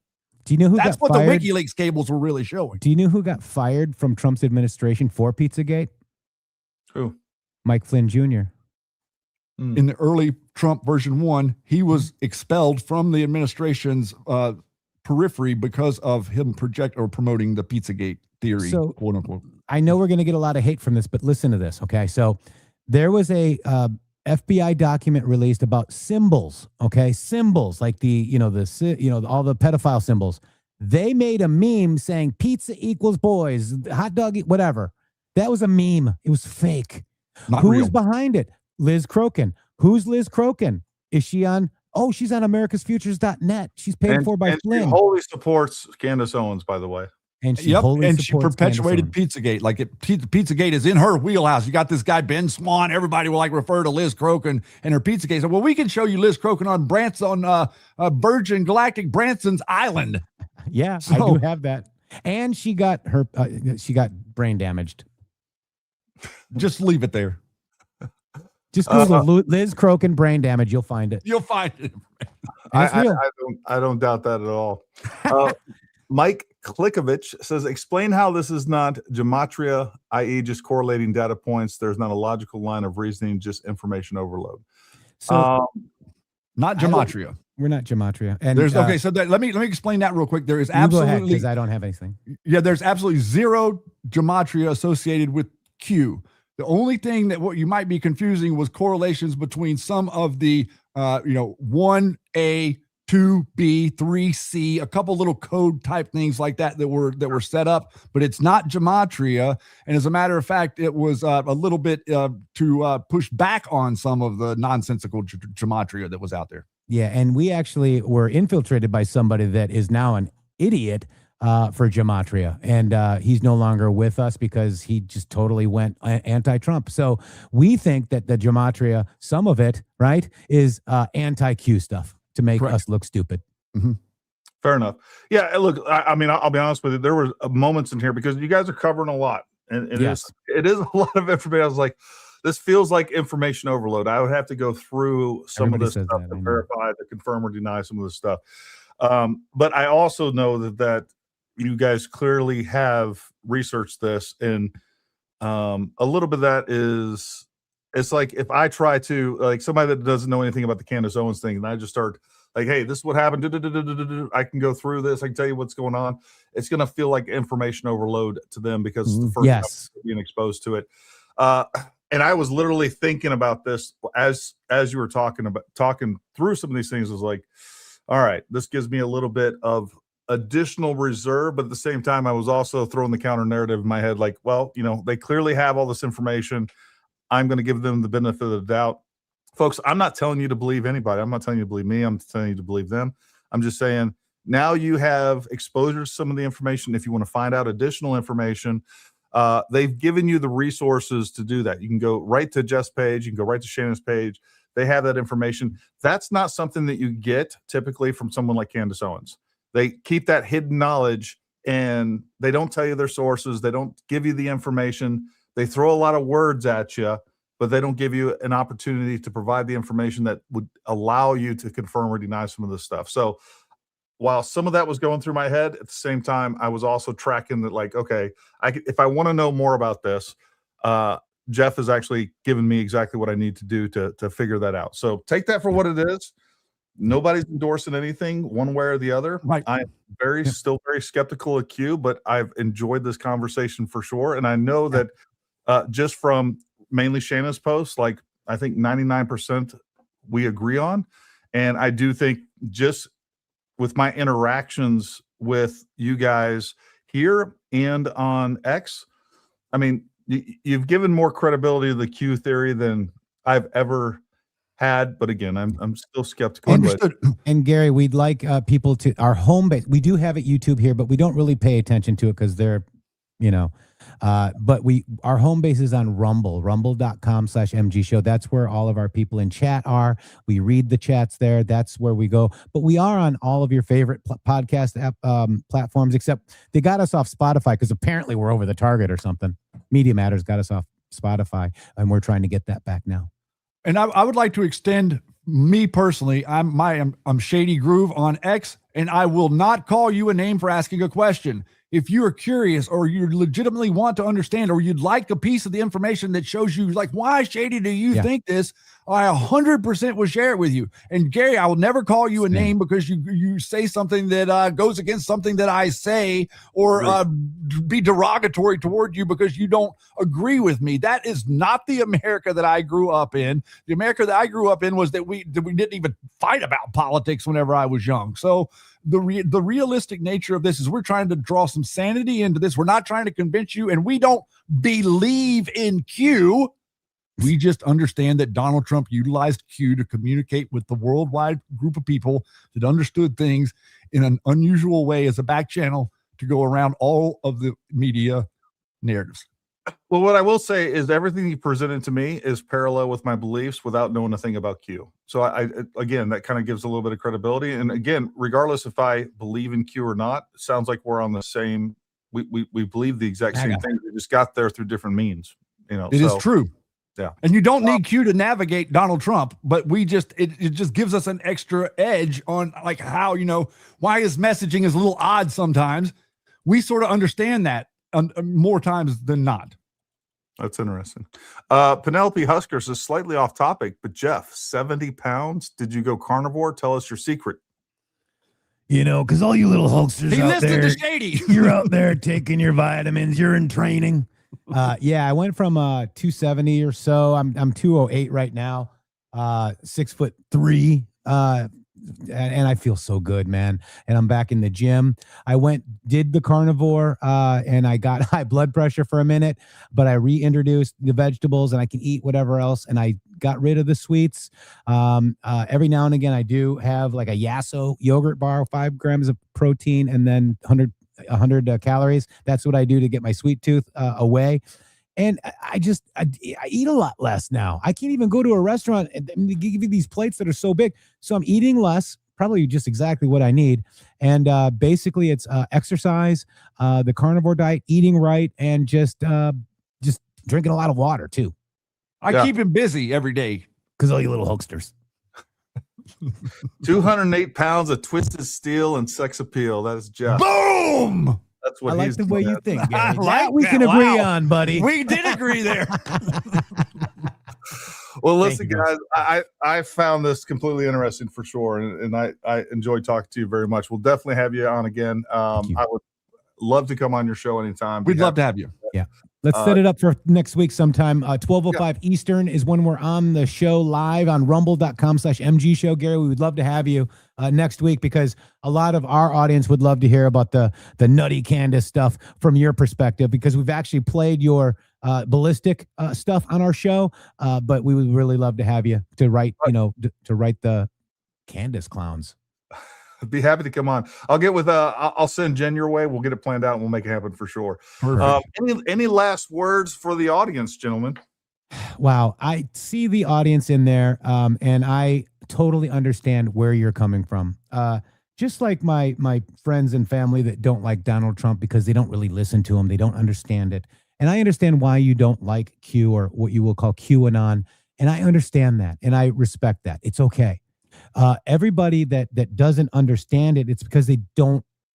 Most people, when they don't understand it, they attack it or they just put it aside. And I get that. However, I was sitting there in 2017 going October of 2017 going, oh my gosh, what's this? November. And then I decided to get on Twitter and start talking about it because I tried to prove it wrong. So I was with you guys at one time. What the hell is this stuff on an 8chan, 4chan board? What the hell is what? And I couldn't prove it wrong. And so that's where I am today. Then I met Shady, and then we basically lived it in real time. During our show, Q would post what we're talking about, which was kind of interesting too. And then we're getting attacked by all these people going, what's going on? All we're doing is reporting on it. Now I'm this QAnon influencer in the Matrix. No, I am Jeffrey Pedersen. I have a beautiful 23-year-old daughter that wants to be a dentist. I think I did good parenting. I had Juan O'Savin, Wayne Willett dox my then 15-year-old daughter, part of the Flynn network. Then I started realizing these people are all around us. I'm like, wow, how come these people aren't helping us? Because we were over the target, I believe. And I hope that you guys come check out the MG show, give us a chance, talk to Shady or myself, Shannon or myself, and we'll engage with you. But leave the insults like I am nuts. I'm not nuts. I'm actually very, very intelligent. And I just want you to understand that we've gone through a lot, and that we're attacked by the same people that Gary is being attacked by now, and maybe before too, Gary. I mean, I don't know, but this is the same network, and we are both on the same side. We all love Donald J. Trump. I love Donald J. Trump because I live. What we can agree on is the detractors are intent on defeating Trump and MAGA. Yes, and they were, and I got proof that they were wanting to get my show off the air too. Yeah. And as far as for me personally, I'd just like to say that a long time ago, whenever I was like 20 years old, I started researching all this stuff. I started researching all this stuff before the internet started. Okay. And so I had an understanding of Alex Jones and who Alex Jones was in 1995. I've never been fooled by him. He's never been able to get in on me. I've been able to stay away from that my whole adult life. And whenever Q started to post, I was extraordinarily skeptical. And until Q started to paint the proper enemy as the target, if Q had come to the conversation and started trying to distract me and telling me that InfoWars was a hero and all of this nonsense to take away from the true criminals that are behind the curtain, I would have ignored it and moved on, but I couldn't do that. I picked up a microphone. To talk to the world because of what Q was posting. And if you go to my channel on YouTube, it's called Truth for Freedom. You will not find a video there, Gary. Over 150 Q Lounge Live episodes that I produced, and they turned my channel back on with no content. None. It's all gone. Everything that I did to archive what happened in real time has been taken away from the internet. Now, why did they do that? To protect you or to silence me? As you're talking, I'm also thinking about, I think it's really interesting and shocking. And, I had this, I didn't really, I kind of knew who Alex Jones was in the periphery. Didn't really know who he was until he contacted me. Hadn't really watched his stuff with any intent until he contacted me and wanted to talk about Fort Huachuca. And then Alex and I talked on the phone quite a bit about this PSYOP and everything else. He was 100%, going back to December, he was 100% convinced that this is a PSYOP that's anti-American, that's trying to take down America. And then out of the blue. Oh, and that he went further than I ever would and said that Candace Owens and her husband are MI6. And then out of the blue, now he's on Team Candace. He apologized to Candace. He's pushing all the same narratives. The more I thought about it, the more I've believed that was all contrived. Did he lose his SPLC funding? Maybe. I don't know. I think there's a lot of other people out there funding things and doing things other than just SPLC. But I mean, that is the scapegoat of the moment, right? And rightfully so. But I think there's a lot of other elements at work. So George is actually part of the Tavistock institution. So if you're out there in the audience, go look up Tavistock Institution and the ability to manipulate the American minds and what they've been able to do. The Tavistock Institution brought you the Beatles. The Tavistock Institution brought you all of this insane stuff, quote, the counterculture. What is a counterculture? It's communism. That's what it is.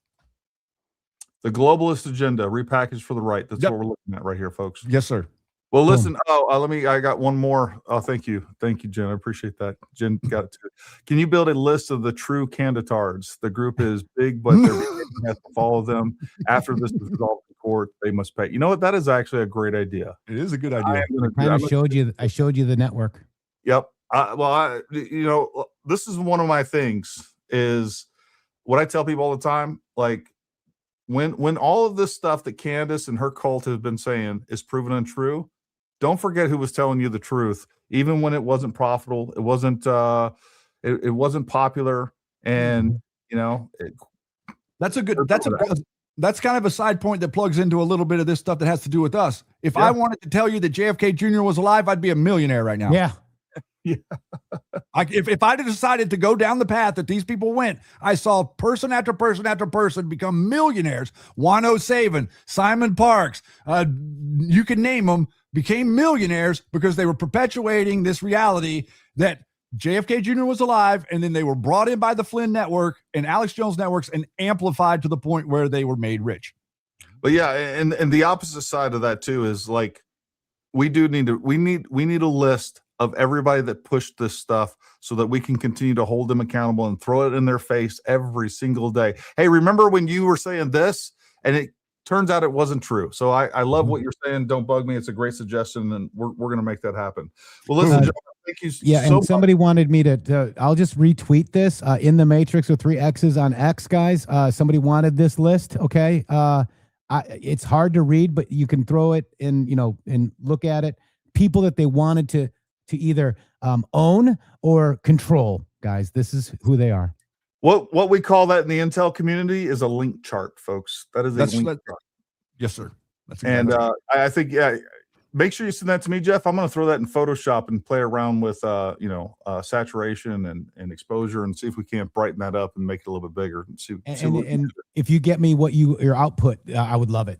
Yeah, of course I would. That's not a problem. I mean, now we could use AI and itemize that a little bit different and do some more stuff with it that we haven't. That is actually really good too. Through that super grok, I'd like to see what comes out of that. Well, listen, gentlemen, thank you so much for coming on. I look forward to having more with you in the future. Love to come on your show. Be happy to do so. Everybody out in the audience, whether you're from our audience or theirs, thank you for showing up and supporting us, and we appreciate all the love and support. And it's all about the truth. That's what it comes down to. So.